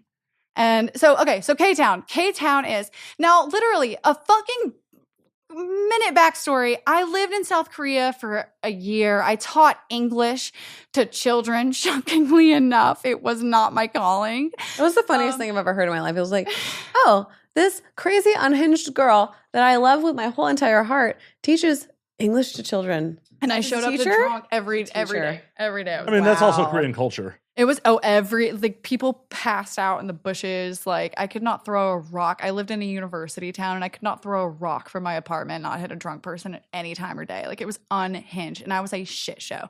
And yes, I showed up fucked up every single day. But also I went to Norebangs, and a Norebang is a karaoke room. And you know what? They're wholesome as fuck. And yes, are there underground karaoke rooms in Korea? 100%. But like the masses, even when I was in my most fucked up degenerate state, the Norebangs, like it would be a huge, Most fucked up degenerate state so far. God, I hope I can't go back there, Matt. I can't go back there. Can. You're choosing not to, No, but you can. because I've become wiser in my older years. Wiser beyond your years, you're fine now. I don't know. You're still on this show right now. So Also that, you know, I still do make some questionable dishes. This disorder. drink more. You're supposed to keep up with me. I'm on my second bottle. So Literally, well, We're on our second bottle. I am also. Finish that one. I- yeah, that bottle wasn't full when you started. Yours wasn't either. But we finished it. There's two of you. Okay, that's true. But 2 of us equals 1 of you. So, True. Yep. Yep. God, I love being right. I just got wet. Other chair for a reason. Can I get a towel? I'm just kidding. Sure. And so, how do you turn women on? Like, literally just tell them that they're fucking right. We're right. Like, I'm right. Tell me again. My man does that. Seriously. My man, like, when he tells me I'm right, I'm just like, Oh my god, "Oh." you guys But are he's meant, right a you lot guys are meant too. for each other. I My can't man's even right a lot imagine too, which over here. also makes me wet. Like I'm just like, you're right. Like you're fucking right. No, you're right. Oh God, you're right. So we Okay, got anyway. distracted from the We got, kids. we got distracted. Okay, so Sorry. I was in. So Dry it up for a little bit and talk about Kid Town. Don't tell me what to do, man. Please, Matt's please gonna dry get it his up. Ass kicked. Okay, just I gonna. mean, people pay good money for that. So Okay, so no, it's so true. Okay, so Nordic fucking bong, literally my most ratchet condition. I've crawled out of these places, but at their core, it's like a giant building, and there's like glass boxes. And from the street, in a lot of these places, you can see into the karaoke room, and it's like a bunch of friends. They go into a karaoke room. They're open 24/7. You get fucked up with your friends. It's not like a karaoke bar where there's strangers. So like you're with your friends getting fucked up, doing whatever, singing rat shit. It's insane. It's I love it. so I love much it. fun. It's so much fucking fun. So when I was in my, I've always been a sexual cultural anthropologist. So true. And I at one point during my studies, I honestly have never felt so like PI-ish, and at this point up until then, like in this moment, I heard the kick out. And the Kakao is the fucking South Korean Kakao. It's a messaging app. It's like WhatsApp. It's the Korean WhatsApp. And it's what everybody uses in Korea. And I heard it, and I had not heard it for years, since I had lived in Korea. And I asked this girl who I was like in this, world with, I was like, was that Kakao? And she was like, or Kakao. She was like, yeah. And her answer, the way she said yeah, told me everything. She was like, yeah. And I was like, did you work in Korea? She's like, no. I was like, so why do you have Kakao on your phone? And she's like, well, I do some stuff in K-Town. I'm like, what do you do in K-Town? And she's like, it's basically like atmosphere modeling, like we're keeping people company. And of course, like my spidey senses were just absolutely tingling. I was like, what? Not even tingling, like firing. What? And she was like, do you want to come? And I was like, wait. And I was like, and what do you, like, can you make cash? And I was like, and how much do you make? And she told me like the hourly rate, which was absurd. It was like at least $100, something like that, a fucking hour. And you could stay on as long, and the tips. And I was like, okay, wait, this is like cash fucking. This is clearly an underground fucking thing that I need to be a part of. This is crazy. For anthropology. And also, like, was I like making big bucks at the time? Fuck no, I was not. So I will never lie and say that the money was not so attractive. The research is attractive. It was. No, but that was it. I could have done a lot of shit for money. Like it kept me grounded, because I realized like I had offers after college. I had abilities. I could teach. I could do this. I had avenues. Yes, because teachers are very much known for their high income. No, but if you teach in Asia and get a free fucking housing and you make fucking that money, I had it figured out pretty well. I just don't really like children that much, and I just wasn't that good at it. I'm just a fucking crotch whore. goblins. I was just trying to monetize my horror nature. I also at the time had the podcast about like sex and intimacy and like people connecting, and like obviously I've been interested, like I was kind of involved. I've been involved in a way in sex work for the last 10 years since I studied it in one way or another. Yeah. So I heard it. I was like, okay, this is sketchy as fuck. I like it. Like, let's do it. Let's do it. Basically, she gave me this guy's number, and I did not like send him. He sent me a fucking picture of a like white wadded up like piece of paper that says 1, no drugs, 2, like no sex, 3, do not like contact people outside of people break 3 all the time, dude. Okay. And basically what I realize is that they expect you to do drugs. They expect you to like be fucking. They expect you, like, of course people are getting into contact with these people, and they just need plausible deniability. Absolutely. Like there were girls there that absolutely were not of age to fucking be there. And the craziest thing to me actually was it was the first realization. Like I knew that people faked it.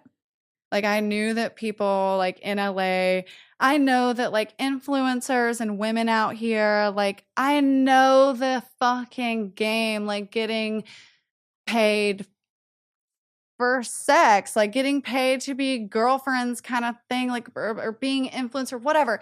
This was the first experience that I had where I was like, this girl is from Minnesota. She's 20 years old, 20, 21 years old. She's from fucking Minnesota. It's COVID time. She moved to LA during COVID to be a model, to be an actress, to do this, to do that. Oh God, why would you do that? And then, yeah, but that's the thing. I mean, I moved from fucking Olive Branch, Mississippi when I was 16 years old for the same thing. But not in the middle of COVID. Not in the middle of COVID, but people did. That was an opportunity that people moved. But regardless, if it wasn't during COVID, whenever, girl from Minnesota, fucking Kansas, wherever the fuck, moves to LA, gets involved in this, all of a sudden is making $500 to more than your mind can comprehend, deciding what you choose to do with it, a night, cash, tax-free. And all of a sudden, they are living this life that's insane. They're going on yachts. They're buying bags. They're successful. They're posting Instagram pictures. And to everyone in Minnesota, girlfriend looks like she made it as a model. Girlfriend looks like she made it in fucking LA. And do you know who knows that this Minnesota girl is going to K-Town? Not a single motherfucking person. Not a single person knows that this girl is in K-Town. And she has this image to uphold now. She has this life, not only this life that she enjoys, but she has this image that she enjoys. And she cannot stop this now. And so my problem with K-Town is that when shit happens, when shit goes bad, which it often does, it doesn't happen in K-Town. It happens at the links from K-Town. And you know who knows where these girls were? You know who knows that they were doing shit in K-Town? No one. Why? Because it's seen as dirty. It's seen as bad. It's seen as disgusting. People are afraid to be honest about it. People are afraid to talk about it. And that was one of the things that literally kept me safe. I was in some fucked up situations. I swear to God, my psychic intuition like saved me in moments. But also what saved me is that like my family knew where I was. My family knew where I was. My mom bought me a fucking necklace that had an alarm thing on it, and I kept it in my shit. Wait a minute, isn't Life that for when alert. you like fall and you can't Life get up? alert, life alert. No, it's not Life Alert. It's a fucking it's connected with AAA or whatever the fuck, and it's Oh God, I don't want my necklace. like fucking AAA agent to be like, "Did you need your car jumped?" No, it has nothing. You're in the It's middle of, like- security. It's security. It actually is. Girls listening, like it actually is. There's a necklace. It looks like a pendant. It looks like a pendant. Predators, I hope you're fucking not listening. But like, it looks like a pendant. And my mom got that for me. And if I press it a couple number of times, it sends a message out to my emergency contacts. It sends a message out to authorities. And part of my research, I wanted to get in it. Like I wanted to get in the thick of I know. it. When you were doing that, I was a little bit fucking worried. I'm not going to lie. I was a little bit scared. And I was like, can you share your location? Can you tell me Right. where you're at? And I need to had know- multiple people Yes. with my location, and I never Yeah. made that a secret. No. I would tell people like, yeah, my mom knows exactly where I'm at right now. Like, of course, Exactly. I would never share identities and stuff until it's fucking necessary. Like I have people who are looking out for me. People know where I am. Yeah. And there was just the case with the New York, Long Island guy who was killing sex workers. Because why? Because he thinks no one is looking for them. Mhm. Why does he think no one is looking for them? Because society has shown that they don't give a fuck. And because sex workers do not feel like they can be honest with the people that they care about or most. or even law enforcement. They or can't. law enforcement. No one. They can't be honest because the work itself is shame. So therefore, there are no rights to safety.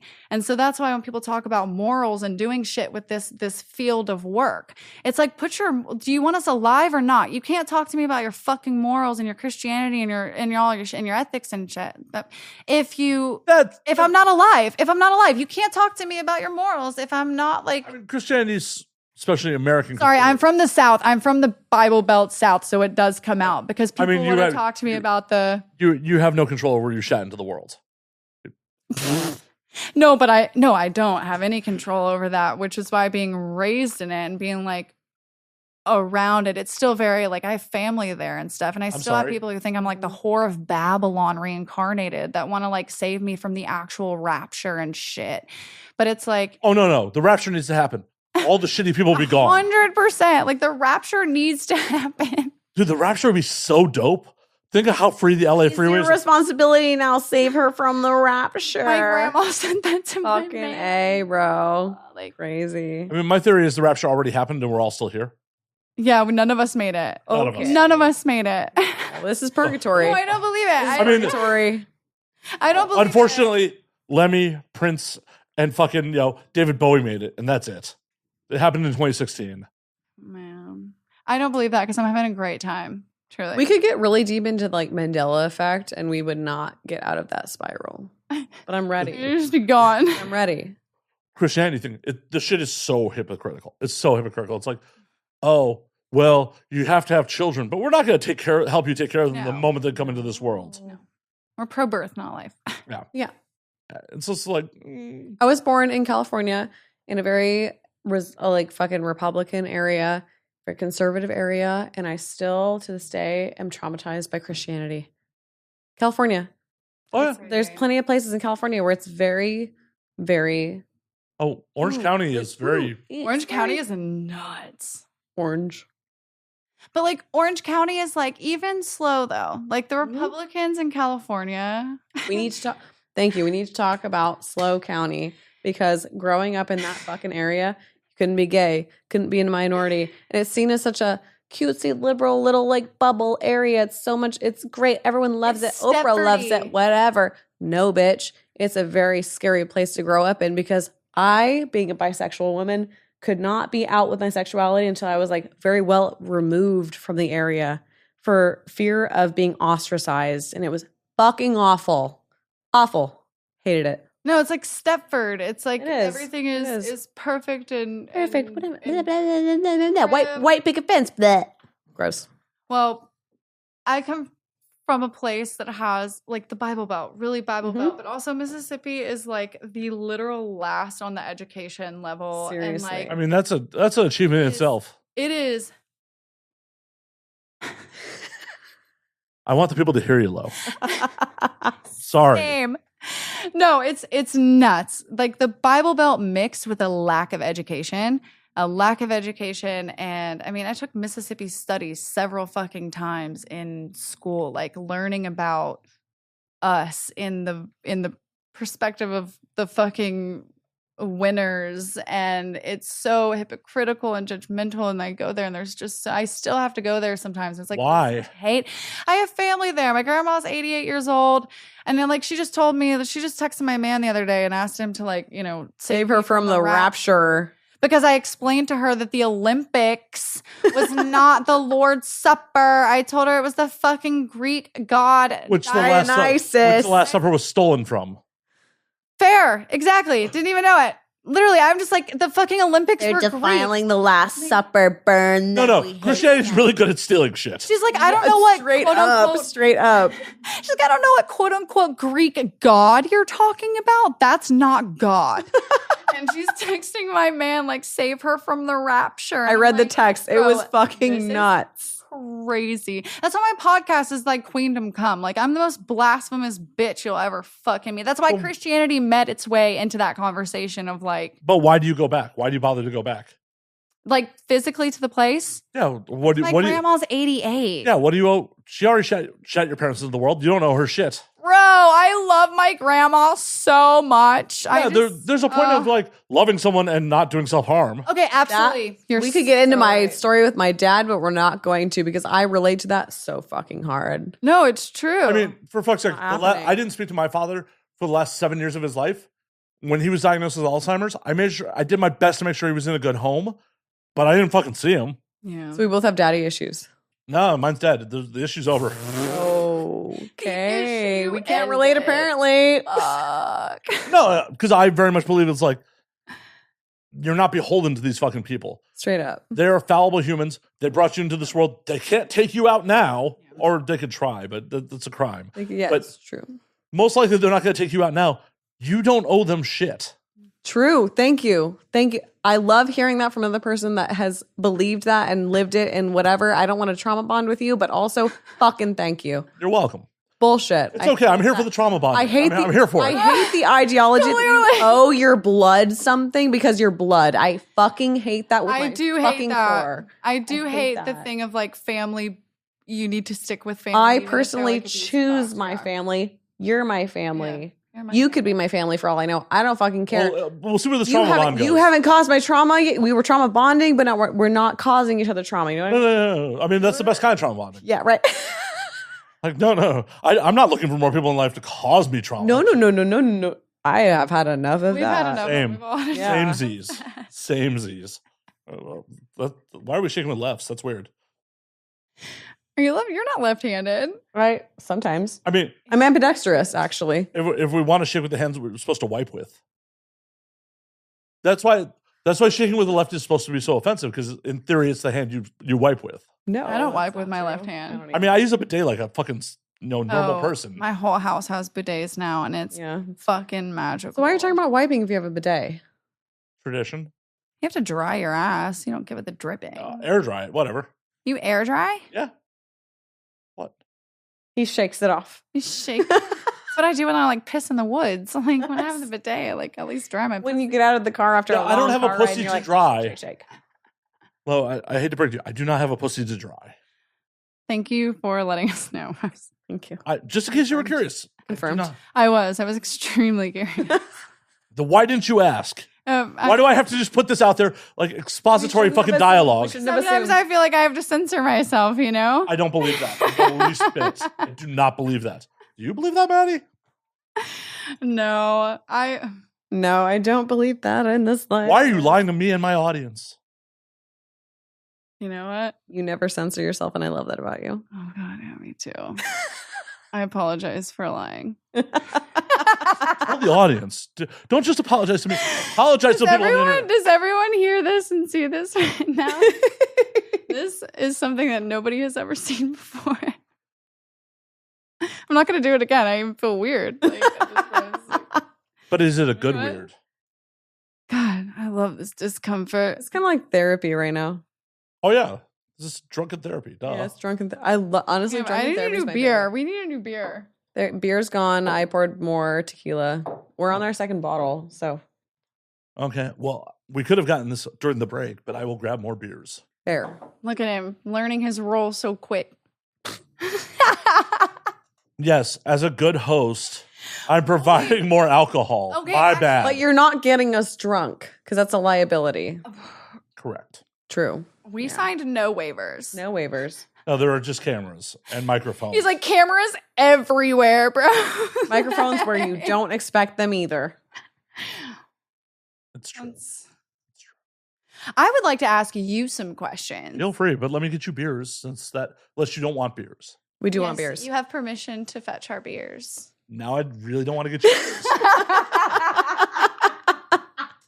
Like that, you just soured me. Soured me. Soured out me. Spoiled milk. Yeah, it's just like, man, that's expired. That's done. You're canceled, Yeah, actually. just a little tasty. I was just testing the waters. I know. He's like, these waters are cold. He's They're very frigid caught as on fuck. to your antics very fast, and I actually think it's very admirable. I have been. He's not a dumb man. No, I've never said that. I'm No, just I'm just saying. saying, I'm Most stating. men are dumb. I worked in He's adult not dumb. entertainment for almost 15 years. Love that for you. Yeah, like not my first rodeo. I was It like, might be your second or third. Yeah, might be. When I was saying earlier that like You should I get would better show at up to your writing like it. multi-bumble date and just get pissed off and leave, it's accurate. I still don't believe that. You would be aware the rest of the Bumble dates would be like, oh, like we're just at the same bar. That's fine. That's fun. We get to compete. Now we get to fight to the death. Fatality. And you know what's crazy is that if more men like kind of realize that, it would be like, I mean, that would be the one that I wanted. If like I had so many show up Straight and one was up. just like, and he was just like, fuck this, I'm gone. I'd be like, I would There's think a I would, song I would about that. literally think I was in love. There's I a would song literally be about like, that. Yeah, oh and then I'd be like, my God. Something's wrong. Like if you're like, this is the club that you want to be at, Ooh, I'd be like, there's something actually- wrong. I definitely don't want to be here now. Kim Petras just made a song about that actually with who was she on the song with? It's called Drums. Everyone look it up. It's amazing. That's the theory. Should we play it during our beer break? We should. We could play it during our beer break. Wait, what is it? Hold on. Drums by Kim Petras and someone else. I don't get. I only care about Kim Petras, truthfully. Let's see.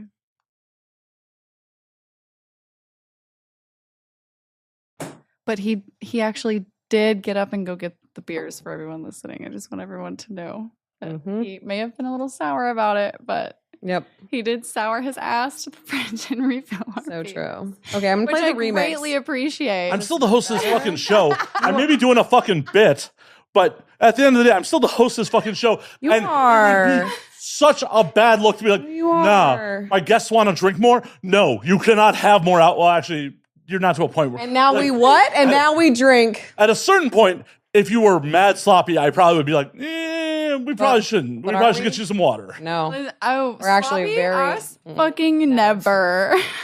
We've all been there. Here. We have all been there. I just don't go there anymore. So, yeah, It's a destination that like I just wore the fuck out of, you know. I'm a 43-year-old man. 2 Mondays ago, I got blackout drunk and like got lost in K-Town. So- Okay, Yeah. all right. What the fuck were you doing in K-Town? We didn't Taking- even get to the finish of like what it actually is. It No. sounded probably so much worse than it actually like there are moments of it that are great. For sure. I wasn't actually starting my night in K-Town or drinking in K-Town. I literally accidentally, very blindly drunk, called an Uber to the last place I got sushi. Oh, fair. Okay. Word. I've done that, actually. Like, I left a bar in Silver Lake and then came to... No. And then came to at Wilshire and Western, like, what am I doing here? And then my phone died. Bro, Wilshire and Western. That's Wilshire's where my office is at, actually, for my work. Don't look that up. It's a very long street. It's fine. Don't look that up. It's fine. Yeah, it's fine. Don't do that. It goes east of downtown to Santa Monica. I lived in this during college. I spent a semester in K-Town. That's kind of crazy too. Like in college, I did an LA term where I lived with an 80-year-old Indian woman in K-Town, like at the fucking station. That's what's so crazy that like when I was there living in college, like studying like grassroots organizations and like fucking saving the world and shit. Like I had no idea that all this stuff was happening. Let's save the all world through around me. pussy. Literally, like Instead. I mean, if we can start wars with it, why can't we save the world with it? Actually, we are though, saving the world with it. Yeah, Like, straight that's literally up. what we're doing. Helping men work through their trauma Absolutely. with pussy. Dude, my clients are such better leaders, men. They've bosses. what did he say earlier? Outlet. It's an outlet. It's an outlet. It's an outlet. Like all these dudes, like he has a fucking tiny dick, and if he didn't have a place to like deal with that shit, it would fucking tiny dick syndrome. It's a thing. Mm-hmm. Or he could just be like, this is how I came into this world, so be it. Which would be good for if you were a woman because we can deal with that shit. But if you're a man, you can't deal with things like that naturally. I don't think. I mean, I've never seen that. I have an average penis. I'm not like, oh my God. I was about to ask him. It's average. Which is average. That's there's nothing wrong with any size dick as long as you're not using it for evil. It's fine. I mean, consensual evil. Consensual evil is good. Word. There has definitely been some consensual evil in my past. We love consensual evil. You know that like the diagram with like chaotic good, chaotic neutral, chaotic evil. That we want to be on the high. Where does the dick fall on the spectrum? Well, I'm very much a proponent of like, just be who the fuck you are and own it. Like, yes, I will never dunk a basketball in my life. Like, it will never fucking happen. Do I lose sleep over it? Do I feel inferior because of it? No. Not in the least bit. Not in the slightest. And I think you're doing well for that. Like you're doing well for that. Actually, one of my most popular clips is called "The Curse of the Average White Cock," and I have a full episode podcast episode about it, like the curse of the average cock. I took the white part out because average. What is the curse there? The curse of the average cock is like I have guys come into my shit all the time asking for SPH, small penis humiliation. And they're all these guys, they want to be told that they have these tiny micro dicks, like that they have these skittle dicks that like shrimp don't exist, lock it up, it's useless. That's sad though, because average but that's the thing. What's crazy society is that like, makes you feel like that's inferior. But also that's what's been happening to women for like the past like 200 years. Well, yeah, but yes. Wow. Because you have dudes that look at porn and go, holy fuck, I don't have fucking dreads hog. True. Yes. Also, our titties are not that big. No, I love my hand size. So are we going to people being like, absolutely not. Humiliate me because of my small tits? Absolutely not. But what's crazy about the fucking average cock situation is that so many guys come in asking for small penis humiliation because their dick is small.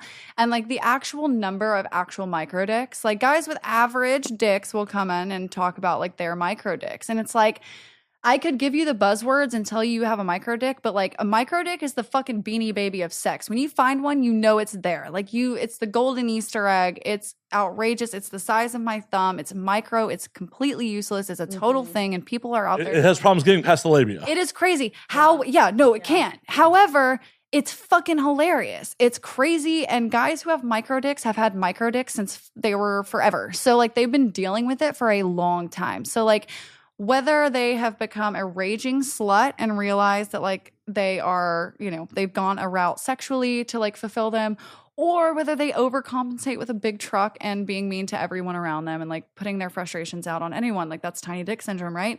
Yeah. They have found a way to deal with that for a long time. The thing with fucking average dicks, and like that's exciting to me. Well, it's but fun. I'm curious. How many dudes with average dicks are lashing out thinking that they have tiny dicks? Right. Having tiny dick syndrome and like don't have tiny dicks. But it doesn't actually have to be. It doesn't have to do It's with a state of having mind. a small. Exactly. That's what I say. Having the average state of mind. And the reason the average cock is my least favorite is because it's because it's not because it's average in its size. It's because guys with average cocks a lot of them have never realized that they need to do something to become extraordinary. I deal with these guys who are 45 years old who have average cocks and dry ass marriages and boring lives, and they're so done with it. And it's like, you know why you're here? You know why you're here? You're fucking average. Like, your dick is average. It's not terrible, but it's also not great. It's not making anyone like see stars. It's not taking anyone to God, but it's not so small that you have to like actually do anything about it. It's just fucking average, and it's mediocre. It's fucking vacationing in the Midwest at a Best Western. Like, that is what an average dick is. Hey, my dick comes with a continental breakfast. God damn it. And the fucking flan pancakes. The waffle is amazing in the morning. The waffle that comes in my dick is amazing. It comes in a cup. You pour it into the waffle iron. And see, that's not average. Like, if my Best Western breakfast did that for me, I might be like, that's You're staying at the wrong Best. Ordinary. You're staying at the wrong Best Westerns. They all have fucking. Best Western has never done me that well. I will tell you that right now. Cold ass eggs. No, yeah, cold ass eggs. I just stayed at a hotel this last weekend that was fucking phenomenal, and no, not the same. No, it's not the same. Well, no, obviously it's not the same. But so it's average. So it's like people get through their lives being mediocre and average enough to get by, but they never do anything those people. else. Society needs those people, though. We do, but then it's like, true, but don't complain about it. Don't complain about it then. Well, because everyone has it in their mind. Like, you're a snowflake. You're just not that. That they're the main. Everyone gets a medal growing up, and that's not fucking. No, people just have it in their mind that they're the main character. And that's why guys with average dicks want to be humiliated for having a tiny dick, because they want to feel like they're fucking special. And it's honestly so much more cutting to be like, your dick's not even fucking micro. It's just average. It's boring. I will not remember it when I wake up tomorrow. And that's the fucking truth, because it's painfully average. And so now what are you going to do? God is unfair. If you believe in God, he's unfair and he's cruel. Unjust because you can do anything about your appearance. You know? I love the fact that God is unjust, though. It's actually fucking amazing. To be fair, dick, you can't do shit. Dick implants have killed a lot of people. Right. If you have a small dick, you're done. Like, you can't do anything about it. Well, that's why there's so many ads on Pornhub on selling, take this pill, it'll make your dick bigger. Because people are fucking stupid. Gas stations have the fucking plug for the dick pills. Crazy. It's hilarious. That just shows you exactly crazy. That's crazy. The fact that Viagra is sponsored by the fucking government is nuts. Well, and it also proves that like this shit isn't real. Because, well, as we said earlier, a lot of corporations run by men. If there was actually a fix for this shit, it would be done. Yeah, it would be fun. Because, as you said, Viagra. They're working right now. They're working right now. I mean, because they have answers for almost every other male problem. Like, we have hair transplants. We got ED pills. We just can't fix your length and girth, dog. And they haven't been able to do it. No. Because if it was possible, you'd know. And it's the crux of men. You know what would be nice? It's anesthesia for getting an IUD reinserted. That'd be fucking awesome. Let's talk about women's health. You know what I did last week? Got a new IUD. What did they not do? Fucking put me under. Just fuck people with vasectomies. You'll be better off. Straight up. Literally, I think. But also, abortion is bad. Well, yeah, because that's something that you got to go do outpatient. Just fuck people with vasectomies. If it involves a vagina, fuck government assistance. Dude, I think men should have to fucking pass a financial literacy, emotional intelligence, all this type of exam to have their reverse vasectomy done and to be allowed to produce children. Put me on the record. Don't care. Agreed. See, I disagree with that because if I ever run for office, this is going to come for me.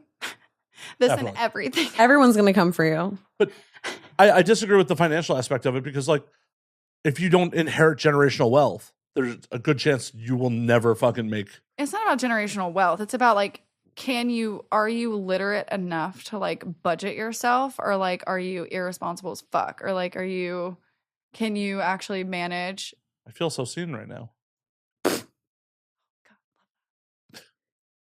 I had a vasectomy 2 years ago, so. Good. Love that for you. More men should do that, probably. I legitimately filmed it for YouTube. It's on my YouTube channel. Wait, there's a chance I may have seen that. I hope so. I put it out for people to consume.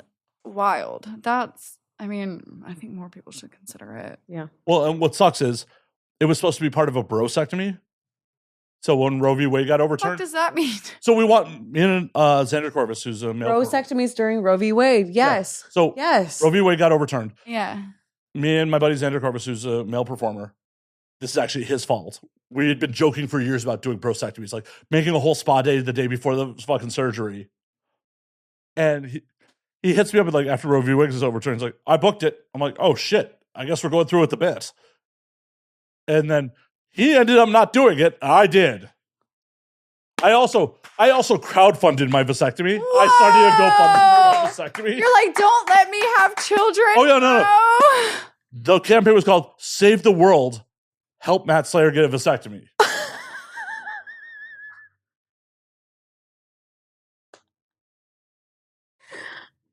Wow. I am actually fucking impressed.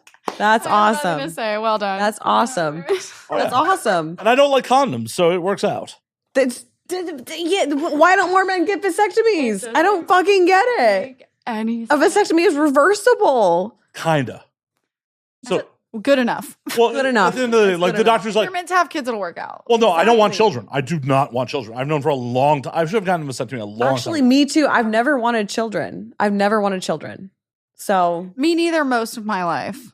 fair. But right now, Like, like right in this very moment, no, a bunch of tequila and a beer in. No. If I got pregnant, right now I would abort that fucking shit. So I mean, it's impossible. Fetus for you to get- fucking deleted. Low. rape it out. No, it's impossible for you to get pregnant right now. I'm the only person who has sperm, and mine is infertile. Maddie could probably figure out a creative way to get me pregnant. Not right this second, Mm. unless she. Did you bottle some Why would I want to though? Right. We wouldn't. That's the thing. We would No. be mothers together. I'm just gonna donate Flash my forward eggs for 10 the rest years. of my life. Like, I mean, no there's way. good money in that. She is There donating is her fucking eggs. Donating Are we eggs, making that there is public? money in that. There is. Are we making that public that you're doing that? That's fine. Yeah, Dude, I'm Maddie donating my just eggs. literally yeah. just said it. I think I it's do. Yeah, it's fine. amazing Yeah. because, like, as somebody Who doesn't want wasn't children? kids, but you have incredible I genes. have great genes. I'm 5'9". I'm athletic. I'm born D1 athlete. gorgeous, baby. smart, mentally there. Have you done it already? College degree. I'm about to. Yeah, I'm Oh, about to you haven't donate my done it yet. eggs. Yeah. Because I wanted to ask what the About to. experience was like, but you haven't done it yet. No, I'm She's going doing to it now. Yeah. Like she's entering. Well, yeah, into but it. the physical experience has not happened yet. No, that's very fair. I'll come back on the show when I've actually done it and I'll explain it. But Oh, will you? that's Okay, like that's like 5 months from booking now. for me. Thank you. 5 months from now. Five. We're good. Oh. As if you're but not going to I- ask us back literally tomorrow. We're fantastic. We're so much fun. right? Actually, so yeah, no, I'm very excited because I don't want my eggs. I don't want my eggs. I don't want them. I don't want my They're eggs. all sucked out. I am vacuumed. Which actually, Well, I do want to talk about that experience. yeah, Yeah, totally. I mean, we're going to be trauma bonded by then. So, exactly. I do believe it though. I'm like, these people want to have kids. They're going to Yeah. have kids anyways. They're going to have kids regardless. Yeah, It may as well. I would love to give back in a way that, like, you know, it's a give and take. I want to make money, and also I want people Also, to that's have money. genes that are fucking viable. Oh. Like, take my fucking genes. Like, I don't want them. I don't. Here's my fucking eggs, bitch. Let's go. See, That's it. I love that. my genetics don't need to go anywhere. It's fine. Mine do. Mine are great. I haven't decided. Uh, I'm selfish though. Like, I kind of think that sometimes, like, the only reason I'm interested in having kids just to, like, see what I can push out. See, that's why I'm giving my And I'm friends like, that's my not eggs a also reason to to my have gay. kids. no, that's a horrible reason to have children. My gay That is friend. Horrible. So I have a gay friend, and he wants to eventually have kids. He wants my eggs because we would make great Sexy as babies. fuck, yeah. But also, I want to be like, I want to just see what they look like, just for a selfish reason. But I think that's why a lot of But people. I don't have want to be kids. involved. Yeah. I don't want to be involved. I think that's why everyone wants to have I kids. just accept. Everyone that. wants to have kids because they want to see what Don't they fucking fucking look like judge as a me child. for saying that because That's all it. you're feeling it too. You know. No, Yeah. I'm very much not. I know you're not. Very much not. Shit, I know you're not. Very much not. Like, I went, oh shit. My father pretty much pushed me into the world because like he had a shit relationship with his parents. Oh, maybe I should break the cycle of generational trauma. True. Yeah. Like it ain't the 1800 anymore. We don't need to have 9 of you to help No. plow the land. No, because Half of you aren't gonna make it. We don't need the social This network. isn't Game of Thrones, bitch. 100 years ago. This is real life. This is like modern day. And it's also We don't need overpopulated, 9 like- children to be surviving your gene pool. Well, yeah, We don't 'cause need too that. many- 4 of them aren't gonna make it. people. There's too many people. Right. We don't want that. Actually, we don't want that at all. Please But also, stop reproducing. But you know what's fucked up is that the problematic folks are just reproducing like 'Cause condoms are goddamn expensive. bunnies. We They're don't have access to reproducing- proper birth control in underdeveloped fucking areas of the US. No, That's but it's why. the people who like come in direct conflict with our like ideologies and things on the world who are like just fucking like rabbits. People my age I went to high school with have 14 fucking kids. It's that's the insane. I'm like, I mean, that's the fucked up populating part. a nation. Yeah. Idiocracy was not supposed to be a documentary. It's a long series. It's a long, drawn out, Fucking very 13 painful series. seasons. Was not supposed to be a fucking documentary, but it's Absolutely turning out to be. not. The longest docu-series that's ever existed. Yeah. Yeah. Cheers. Oh, wow. Anyways, what were we talking about? Come back. Oh. Hold on one. Ass titties, ass titties. There we go. Oh, we were just talking about, you pumping children into the world for selfish reasons. Yeah, totally. I think it's so selfish, honestly. Very. Like, Well, yeah, because people were like, I want a mini me. Like, no, Gross, that's gross. another human. Actually, that's a fucking crotch goblin, and you should not reproduce. You Well, should it's not also reproduce. like, that is another human being who, through nature/nurture, may be wildly fucking different than you. They may have different fucking values than you. They may have a bunch. They may can you be. imagine? Like, I just cannot. I can imagine a mini me. I think the world would be better off without a mini me, personally. People I've met though in the last like few years, I have actually met a few number of couples where I'm like, you know what? Thank you for bringing another soul. Like, thank you for bringing this soul into the world. But it's You're gonna do good things. It's few and far You're between. going to do good things. This kid is going to do good things. You are loving it. You're not traumatizing it. But like, I would just beg folks to stop fucking bringing people into the world. That is just like traumatize reality the TV. shit out You're of just them. seeing what they want you to see. You're not seeing what's happening behind closed doors. No, but I think children tell all. You can see it in their faces. You can see like, and also I taught kids for a little bit, and it was like wild to see like the kids who definitely like in it. I never thought I would be a person talking about this, but like being around young kids all the time, I could see the kids that came to school whose parents had their shit together and who like they came from a home where there was love. They were getting I don't know what food, that's like. They were getting food. They were getting love. They were getting all of that. And these kids acted and behaved a certain way. And then, man, I had kids who their teeth were falling out of their heads, bro. They were reckless. They were destructive. They were annoying as fuck. It was so they're gonna be hard to amazing love artists. You have all your teeth? It was some so of them. hard Yeah, to you're fine. love them because like they were just, but they received, and I'm like, you know what? Honestly, Eastern European parents, crowding, they had to pull a couple. sorry, but when parents, like when kids get fucked up and like do crazy shit and people like to tell the parents that it's not their fault, like I'm sorry. I realized that when Everything's I taught the parents' children, I was fault. like, no, it is your Everything. fault. Well, no, but It is your those fault. parents are It going to is. make amazing artists. Some of them, if they don't, Not the I'm tortured not gonna artist go there. syndrome. No, come on. You don't need to be Uh-uh. tortured to create great art. That's a crazy fallacy of our time. That Actually, you have to be like, It's a fallacy I like quite a bit. it makes you feel okay about the situation, and that is all. I made the best art when I was tortured. See? I wrote, you can. Anecdotal evidence that I am right. Thank you, Maddie. What's the line from One Tree Hill? Who knows One Tree Hill? Did you see One Tree Hill? Never watched I'm it. aware Brooke of it. Davis, her mother says she built an empire on a broken heart, and that's the truest line ever. That like broken hearts, like fucking Van Gogh, like fucking people triggered. Van Gogh? Yeah, literally, exactly. Like fucking Yeah. fucked up people of our actual time. Like they're brilliant. Well, yeah, like, 'cause- do we have to go mad to be brilliant, Matt? I think so. I mean, there's maybe. a fine line little bit. between brilliance and insanity. We talked about this earlier. We talked about the fine line between just enough trauma and too much trauma. We did. We talked about this in the car. That's crazy. We did, yeah. I mean, that is a fine If line. you don't, It is a fine line. no, you meet people at 30 years old, and it's like if a person who came from like a perfect home with nothing really ever happened to them, then they get to this age, and the smallest thing just sends them off. Right, 'cause no one's ever fucking- rails. No one has ever told them no. Like, Right? Yeah. Speaking of the celebrity child, Yep. that's why I hate celebrity children, because they had a whole life of no one ever Toxic telling them no. nepos. Straight up. Yeah.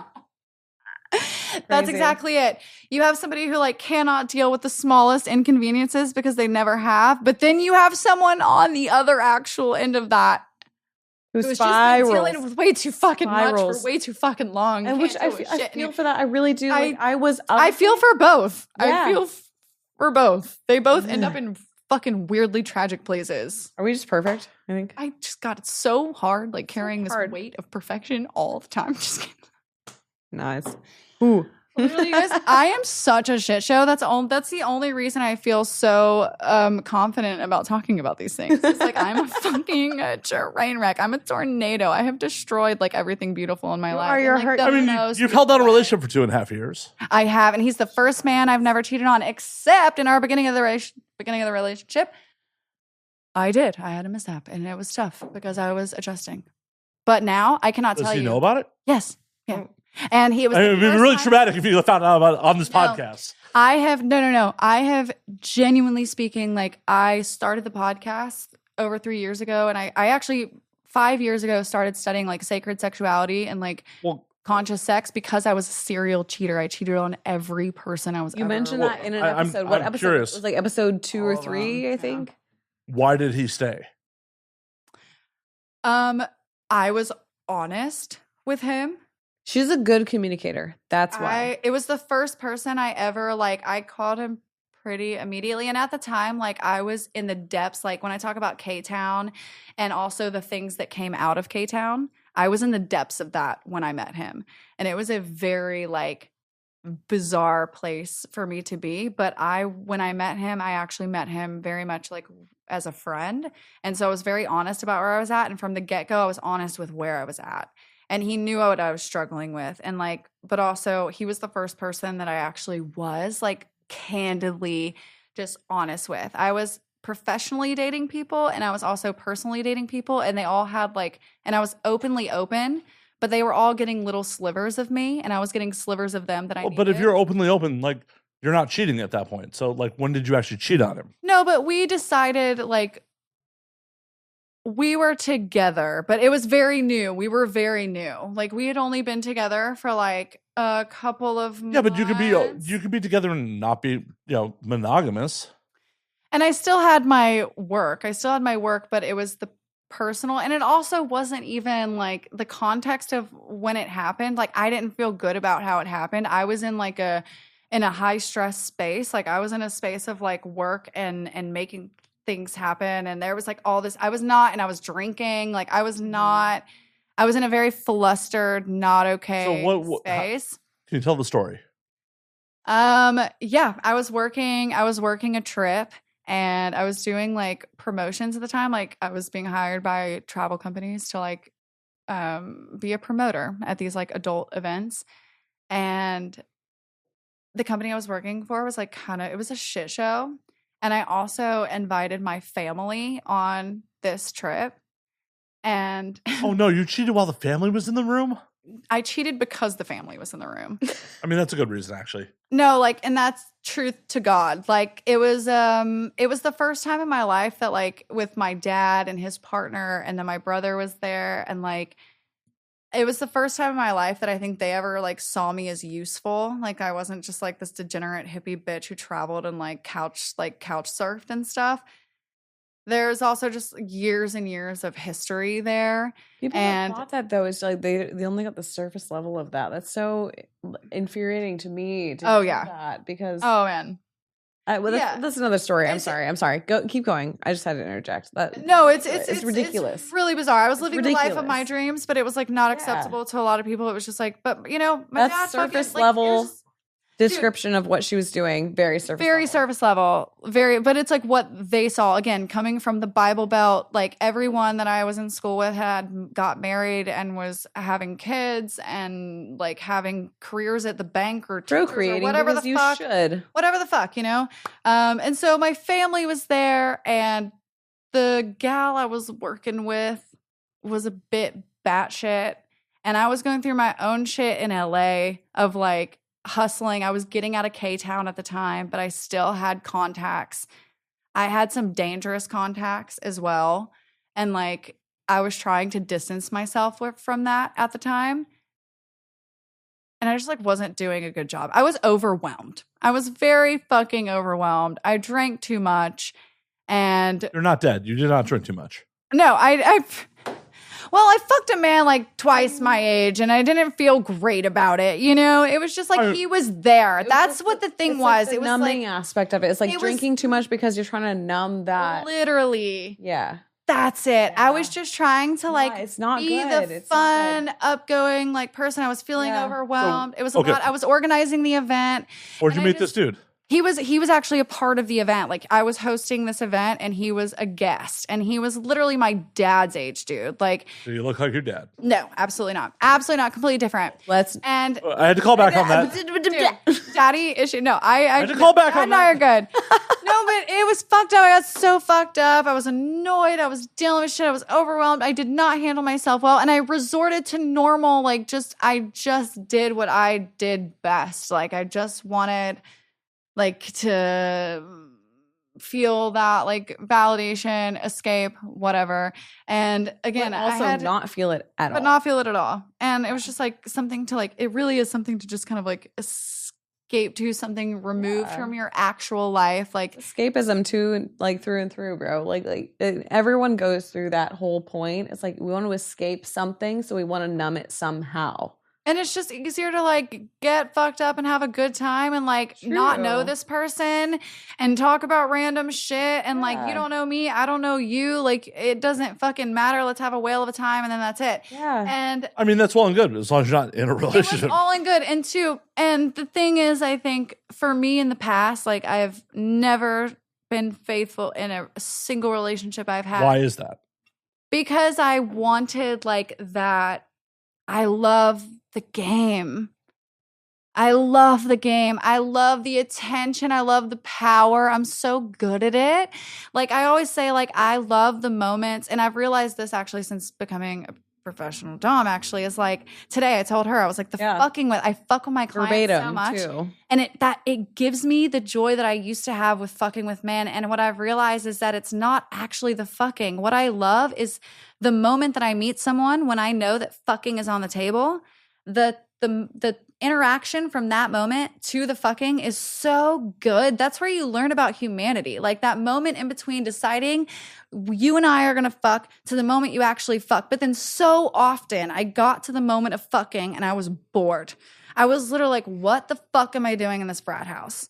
Like, no, I didn't actually want the like physical, like sex. I wanted like that back and forth. And fortunately, that's what I receive in tenfold in my like throughout my career now. But going back to my relationship, I called him from the space on my way back from this shit. And I told him the truth. And I realized like in my past, like I lied, I denied, I wrote in my journals. And for every waking second that I was away from the house and my journal was in the building, I stressed myself silly thinking that they were going to read the journals. And I was like living these lies. And I realized with my partner now, it was like there was a very visceral moment where it was like, if I have to tell him or else the relationship is over. Like I knew it was over. I mean, it was a gamble either way. Yeah, I knew it was over if I didn't tell him because I wanted something honest with him. Like gambling's the best way to get the most authentic kind of love. So, and well, yeah, you can't lose if you don't play, but you also can't win if you don't play. Like there's the dichotomy there, like where you're like, oh, it's I can go either way. Oh, what? For sure. That's why it's a gamble. Yeah, that's why it's exciting. Exactly. It's so much fun. And now like being like over the precipice of being 25, 26, it's like I want to do that. I want to be the most authentic version of myself. I just want to be honest. Yeah. Well, and like, so how long into the relationship were you at when this happened? It was like 4 months. Oh yeah. And like we were quite. I would have been so gone. Yeah.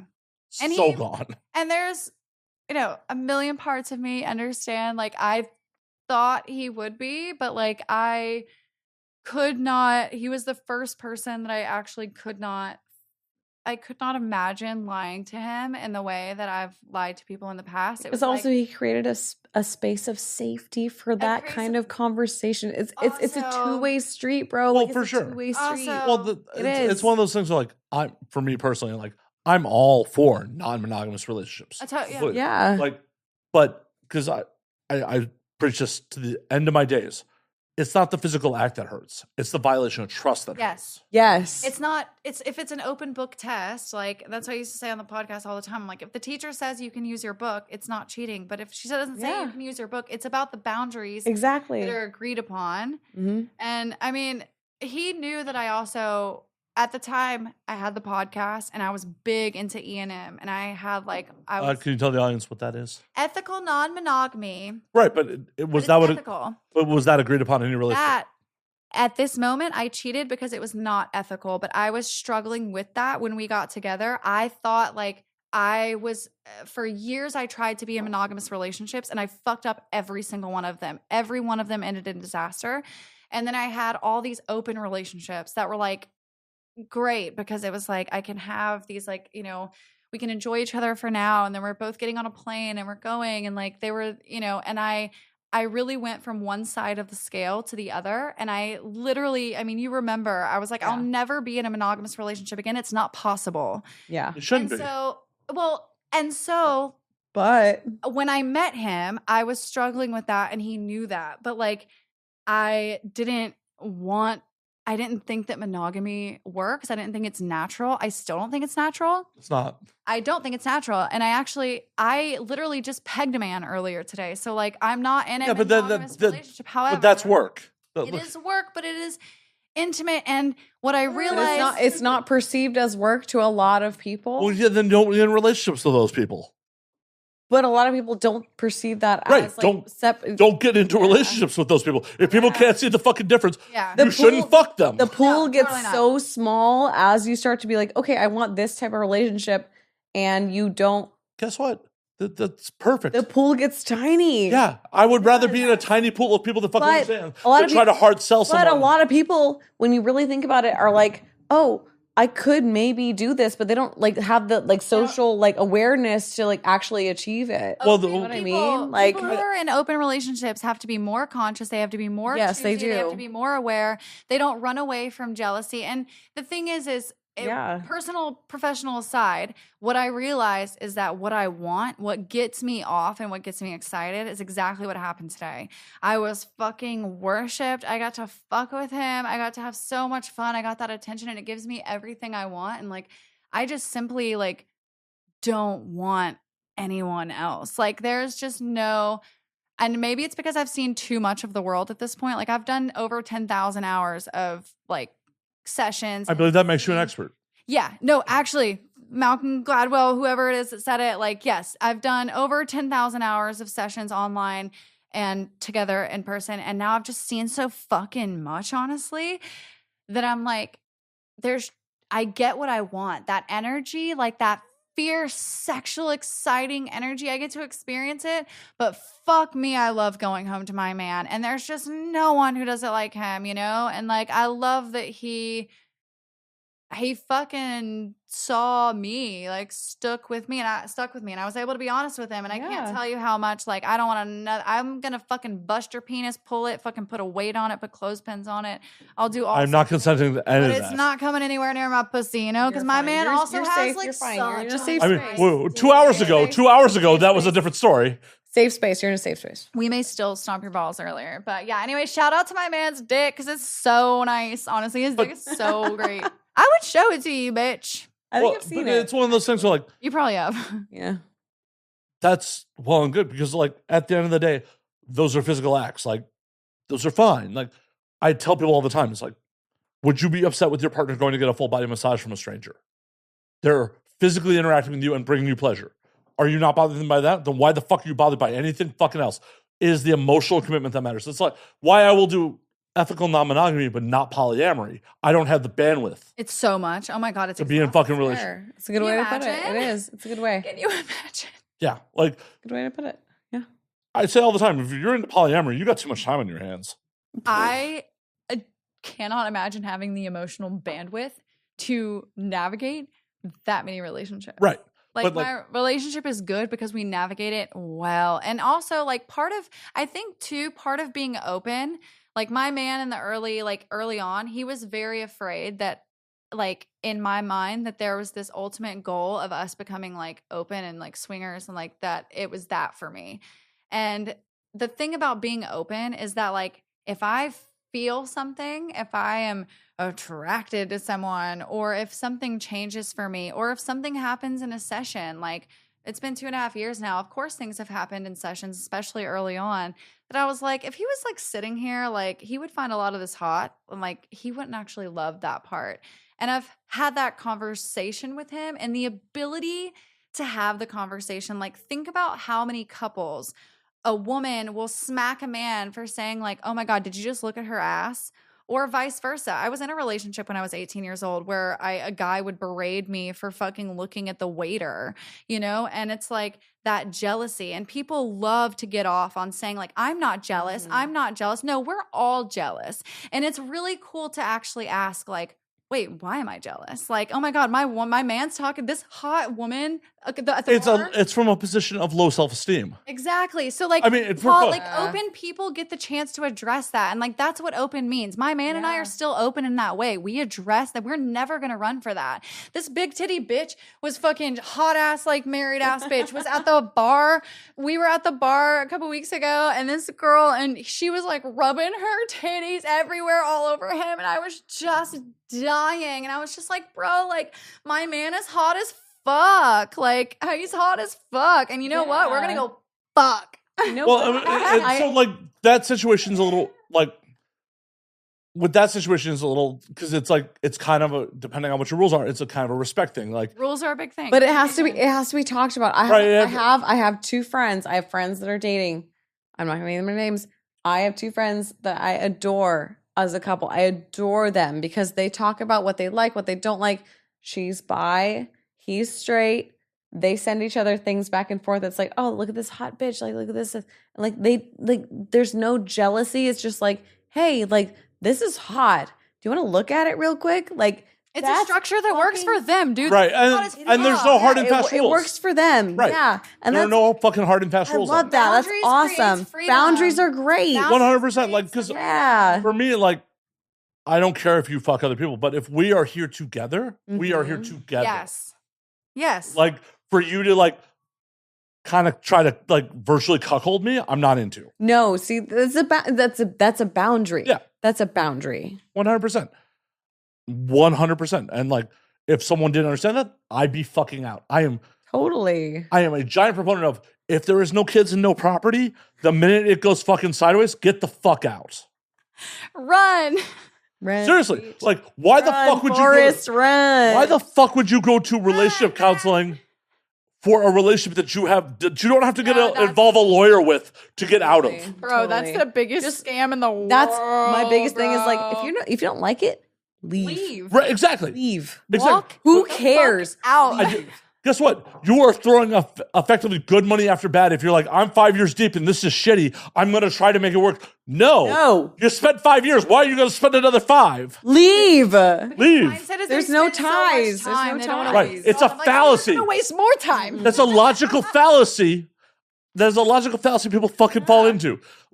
So I'm sure you're not aware of this. I was a private investigator for a number of years. No way. Oh, yeah. What? That's cool as shit. That's random as hell. And I had a friend of mine be like, hey, can you go pull surveillance on my girl? I think she's cheating on you. And I told him, no. And he went, why? I'm like, you don't have kids, you don't have property. If you don't trust her, it doesn't matter what I fucking find. Right. The relationship's already over. Just get the fuck out. Just leave. Just leave. Like, I'm not going to take your fucking money, man. Just fucking leave. That is fucking baller, actually, because I tell that to every one of my friends that's in a relationship that is not married, no kids. Why would you stay if there's no actual ties to the relationship? Yeah. Why would you stay? Just fucking leave. Because people are afraid to be alone. Straight up. It's annoying. I'm like, just fucking leave. And no one gets that. Well, and then you asked me earlier, like, are you single, man? I'm like, yep, sure am, because I'm not afraid of that shit. Yeah. Am I single? Yes, because I'm not fucking married because I don't want to be married because I don't I want the tax breaks. I don't want any that would be nice. Should but you guys get married? I would never. Maddie, will you marry me? Oh my God. What? No. Well, that was a good podcast. That was awful. I mean, it was a very insincere proposal. I thought that was going to be so sweet. I thought I was going to witness something. No. Like, sorry. You guys take the tax breaks. No. We haven't fully trauma bonded yet. We have not. I would marry someone that I'm fully trauma. No, I'm just kidding. That was not a kidding. That was not a kidding. We'll fully trauma bond later. It's fine. Matt, did you have any dietary restrictions? You. Wow. Whoa. Wow. She don't eat match meat. Mm-mm. That's fine. I will sleep fucking soundly. You brought me onto the session earlier because I wasn't nice. So. I know. I literally brought her because she's such a cunt. I mean, I'm a cunt. I don't I'm a cunt. care. I was not emotionally invested in your answer. He's like, I literally don't care at all. I don't care at all. Well, yes. The person I met 2 hours ago, I had all my hopes and dreams and forming a life with. A lot of men do. Honestly, yeah, that's not shocking. That's not shocking. Well, It's very normal, actually. Average. Yeah. cool. Honestly, men are very, very aggressive when girls are like, emotional, like literally like, oh, this girl's so dramatic, emotional. Guys are fucking dramatic. Well, yeah. Where do you think the outbursts of violence come from? It's fucking drama. It's like, insane. oh, women are emotional. Dudes are emotional, punching fucking walls and like. Straight up. Okay, Kyle. Crazy. Chad. It's crazy. It's crazy. It's Repressed literally anger. crazy. Right. Like, It's crazy. absolutely crazy. Man, you seem lovely. I'm not going to lose any sleep over it. That's fine. I wouldn't expect you to. It's fine. Cheers to that. I love you. I kind of Whoa. like That's mixed signals. wink. I say I love you to everyone that I meet, so it's fine. Well, I'm glad that word has no meaning for Guys, you. Also- can I officiate the fake wedding? Yeah. Okay, so honestly, I say I love you to almost everyone that I meet because I genuinely do have love for everyone that I do connect with in a certain way. Like I have love for you. Aw. And that is circle I do back. have love for you. Oh man. I don't romantically love Bro. everyone, but I platonically love people that I genuinely connect with. And I connect with you. And this actually no. Don't be weird about it. literally, Oh, no, I make it weird. Circle back. No, you have to circle back. Stop that. You have to circle back. What? I can't make it weird on my own No, show? You literally You cannot. because can, we have to but- circle I did. back- We have to circle back to the literal beginning when we were talking about women being not threatening. And I had a thought back then that I didn't say out loud because I forgot. But now we're circling back. Women are so nice and lovely, and we're so friendly and like so non-threatening that like when we're nice, like Yeah. men think that we like love them. Not saying you're doing this, just saying like. The fact that we say I love you, the fact that we're like nice, the fact that we're charming, the fact that we're like not full cunts like all the time acts as kind of like an invitation. It like makes them think that we're like interested in them, Mhm. which again is an issue. I mean, I'm fucked up because like, if you Oh, say he's you. drunk. Oh, fuck. We got him drunk. I got myself drunk, but no. No, we got you drunk. No one poured me any alcohol but me. No liabilities. Shall we pour here. it into your mouth now? No. I'm good at that. Proud of you. I poured a dog bowl full of cum into a bitch's mouth a few hours ago. She did. So you just said His multiple own. times. saw I it. will never let you forget it. It's a fucking Well, honestly. we've put it on my- recorded it. Put it on my gravestone. It is my greatest achievement. Like, I mean, I hate to break to you. I'm not going to outlive you. that sucks. I'm old and, have poor life choices. God, don't we all? I'm young and have poor life choices. So. But- With a candle in the wind. I had a point I was about to make a second ago. Please make it. I won't be able to live if you don't. Cool. Then I will get to go to your grave. No, come on. Definitely not making that point now. So good. Okay, no, please don't kill me, Matt. Whoa. That is an escalation. That I did not escalate to that point. I did though. Please tell me what you were thinking. I simply won't survive. I lost it. It's gone. Dude, I can't imagine how far gone it is at this point. Like we've just been. Gone. Bullshit. What were we talking about? That we were I talking don't- about women. Talking about And being platonic nice, versus romantic love, platonic. and women being more empathetic and being like, like So I did find my point. there we go. I personally, They always come back. when someone who is undeserved tells me they love me, I'm completely skeptical of it, especially when it's coming from women. It's like, this feels manipulative. Fair. Like, I'm skeptical of it immediately.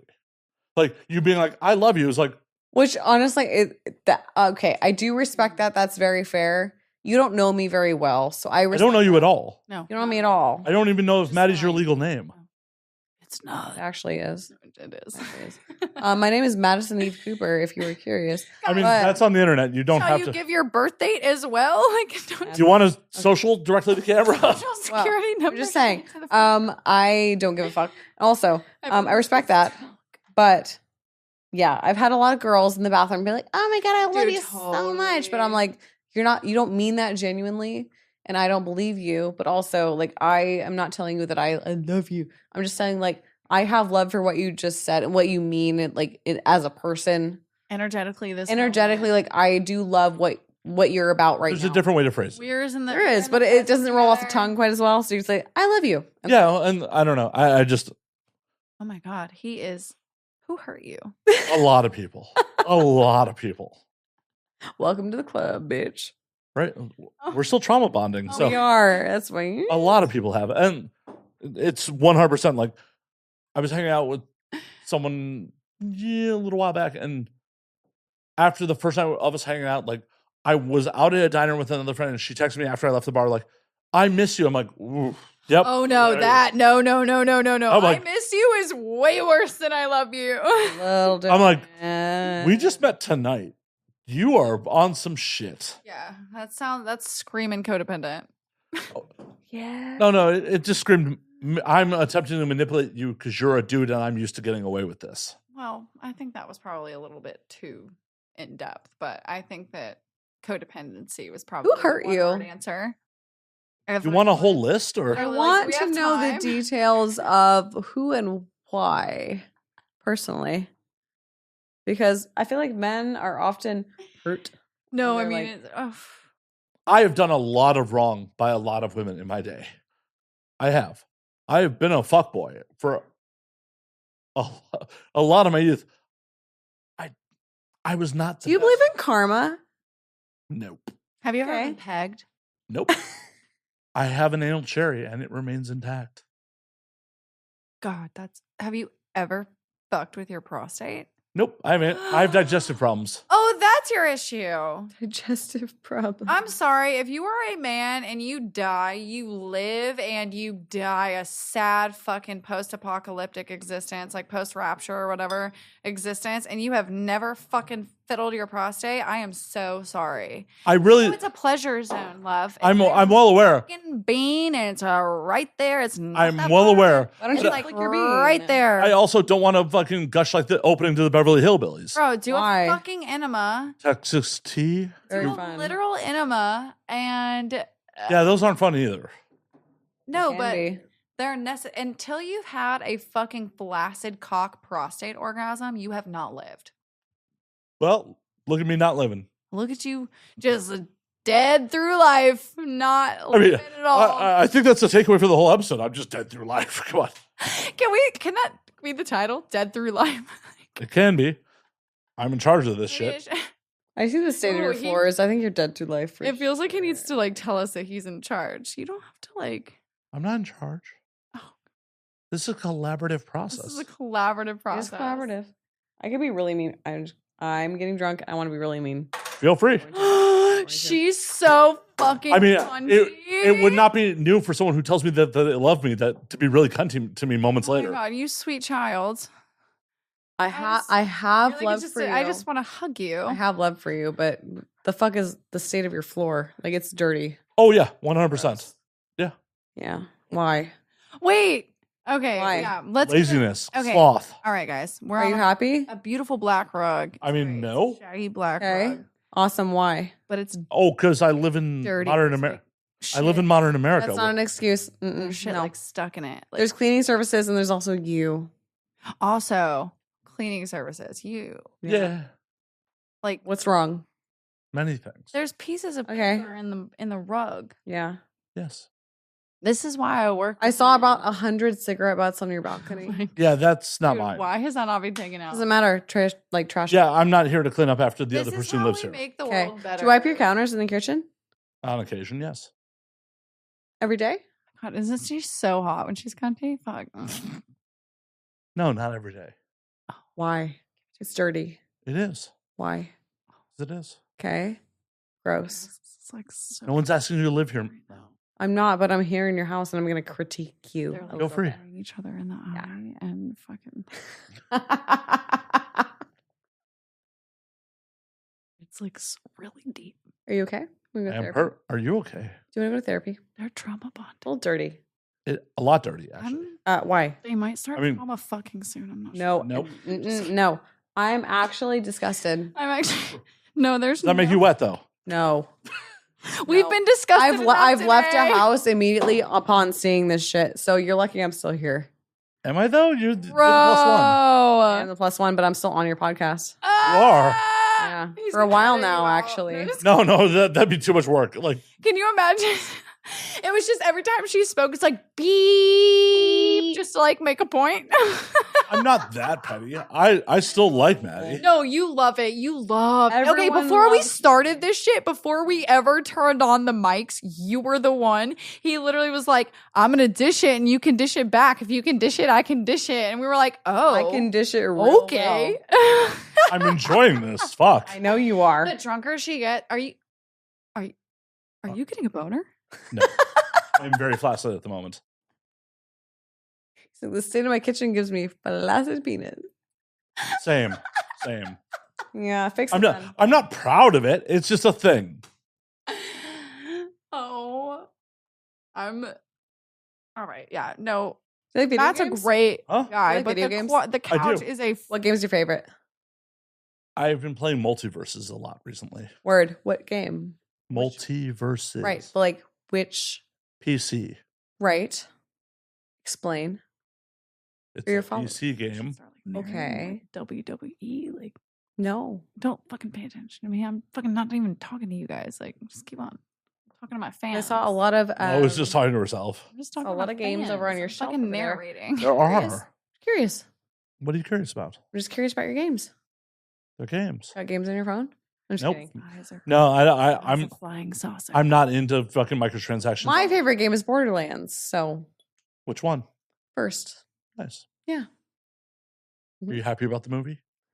I have not seen it. It comes out on the You 9th. guys know that phenomenon where people like talk about totally normal things, but like they're like arguing about it. That's what's going on. Yeah, What it the is. fuck? I don't think we're arguing about anything. No, I'm just, sorry. I'm, I discussed Maddie. I'm She's still curious. here as a hostage. We're trauma bonding. It's fine. I mean, Very Lo, nice. she's your hostage. I mean, not mine. Oh no, she's a happy hostage. Happy hostage. Wow. I would annoy any capture that ever took me. So don't everyone any capture me. Don't do that. They would literally be like, take. They'd be like, go no, no. away. Away They'd be from like, us. go away. Go away. Your Grace, you're here of your own volition. 100%, yeah. This is Also- your hostage. I'm she here. came by here by her I would own leave volition if I as wasn't well. having a good time. I She would. was- Oh, she oh. would. I would. Oh, she's just here to insult my I would floors leave. just for funsies. Yes, because you asked me to. I did not ask you to insult my Kind floors. of did. Okay, your carpet is very messy. Yes. Matt, we will get that fixed. No. I'm Is gonna that our job? exactly. Exactly. our It's not your fucking. That's job. my problem. Like, I try. I'm just gonna announce it on national fucking Yeah, I'm not ashamed. podcast. I am not ashamed of these Can you things. make a fucking video of yourself telling the world, like, can we get a clip of the black floors? Okay, honestly, like, they don't have to be black, babe. But they are. They could be, yeah. But if we're gonna just leave, It's it because in, we care and because Stuff we want you to we be. care. We No, love no. you, Matt. Your That's a bathroom. lie. Your bathroom is kind of scary. That's not my bathroom. That's my roommate's bathroom. It's scary. Tell him to fix it. Okay. I don't tell him shit. I'll tell him to shit. I'm not in love with you, Matt, but I do like you a lot. Cool. Yeah. I appreciate you. I also appreciate you. You I think invited that a you're, dom like- into your space and her assistant. mean, you were like, I'm gonna be scot free. He's not a dumb man, which I also appreciate. Yeah. Like, he's not stupid. Yeah. Matt I have my is moments. funny, and he has a dirty carpet, but he's not a dumb This man. dirty carpet. Honestly, okay, It's do you also, know? there's like piece of sauce Actually- on the floor by the trash can. No, okay, and I'm but like I will kind of tell you freaking this. out a little bit, I but will it's tell- okay. It's This fine. is a scientific fucking fact. People with really high IQs, like Albert Einstein and shit, people with really high IQs are disgusting. That's why I and, date like, stupids. And they fucking like are too Well, smart to like keep up with. I bet you lose shit a lot and like you forget where you fucking park. Like, No, I feel like okay, you're just fucking losing messy, like, and people, being like- messy is different. It's different. Yes, but It's like different. some people have too much shit going on in their brain to be bothered with things. Please don't tell my audience that. Please don't. Stop. What? I'm not relatable at that point. Guys, he's conning you. Fuck off! Stop! He's conning you. Stop! You edit this part out of the episode, I will come for you. I want the world to know. Well, now I'm gonna edit it out so you come for me. No, seriously, like, do not get me wrong. Like, no, I mean, if you look at it very, like, intelligently, like, we talked about the trouble artist thing earlier. Like, bitch, you are awesome. Okay, all right, let's back it the fuck up. This bitch, I got into her very brand new car yesterday. I've never been in this fucking car. She got a new car and she used to drive a fucking maroon shit that was covered in like, you know, Ikea. like early 20s car. It was fine. Covered like, in fucking literal stickers. I had stickers on it was a 21-year-old's car. And all of a sudden yesterday, like, she picked me up graciously. It's been wonderful. I got into her car. Yeah. I did not even notice. I seriously did not even notice that she had a brand new, beautiful car because you know why?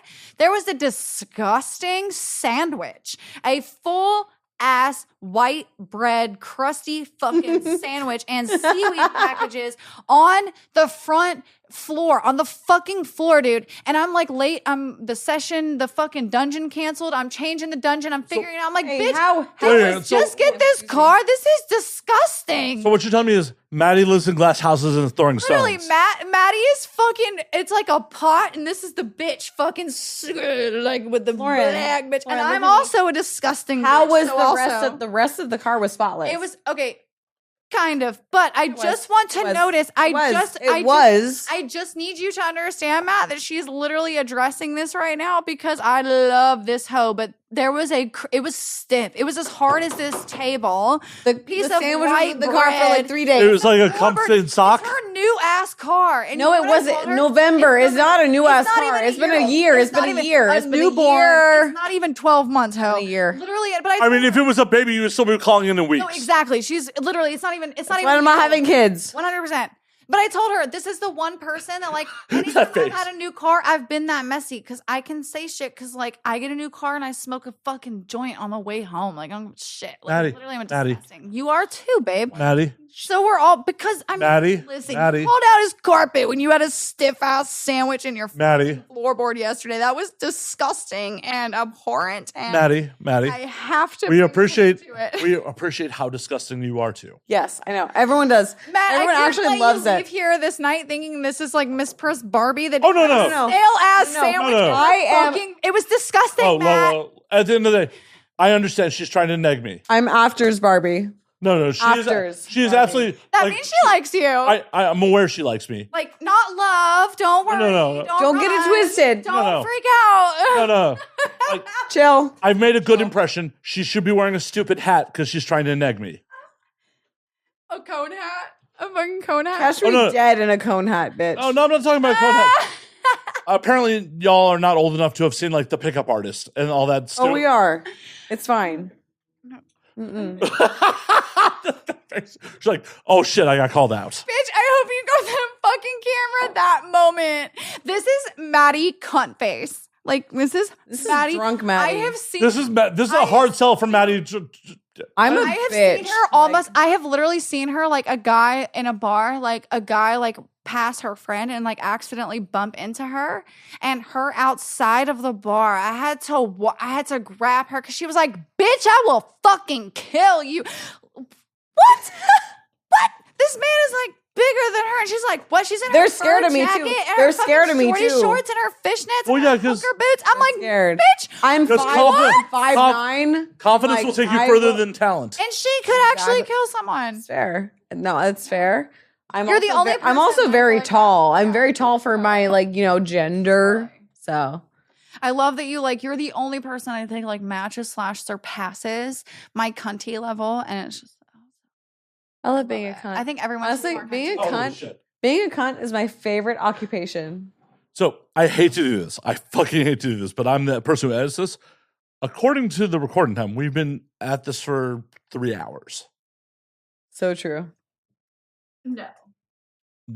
Guys, I mean, there's probably like a 20-minute break in there, but that's still like a lot of editing for me. that's Yeah. insane. Okay, so shit. Okay, let's take a shot of Malort and we're No, done. that is post content. Okay, postcard. Oh, okay. We're done. Yeah, so we're gonna call last call on this motherfuckers done. before I have too much editing work to do. Last Fair. call. Any final thoughts, guys? Like, Be sure to attend Maddie and I's wedding. I'm gonna officiate. You it. wish, bitch. I mean, you guys. No. By the end of this, you will wish. I'm a catch. Oh my god, I love this so much. That sour face is it's such an aphrodisiac for me. Well, this I was know the it's a lot. most It's an fun. aphrodisiac for everyone I meet. Honestly, you're like a walking aphrodisiac. I know I am a bitch. walking aphrodisiac. Mm. See, all she had to have told me, if she had told me she was a vegetarian, I would be so out. I'm a vegetarian. I'm love out. meat. I love meat. See? You've been scared of me since the first moment. Like, it's Anywho, There's no way. a little bit back on track. okay. Where can we find you on the things? Social Oh. media. Tell the people. Yes. On things. Thyqueendom.com. Thyqueendom.com. You can find all my shit there. Podcast, Twitter, all things. Horse shit. Reach out to me. Get trained. Get put on your fucking knees. Get stomped. Eat some cum.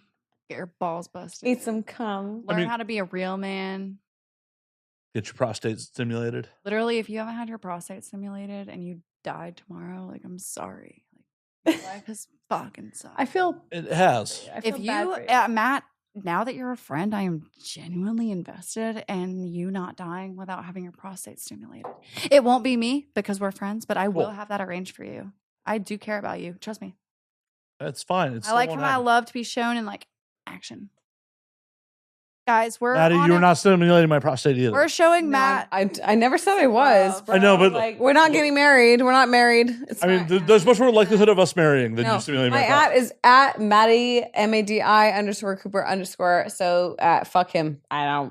No, not stimulating the prostate. Was Not that- happening. Nope. It was. I caught it. Nope.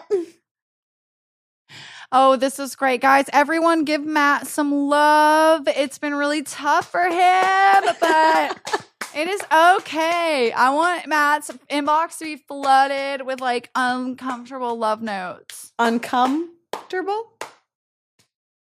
All right. Send Until him next week. pornos. Sure. Okay, bye. Until next week. Drink up, motherfuckers. So uncomfortable. Drink up, bitches.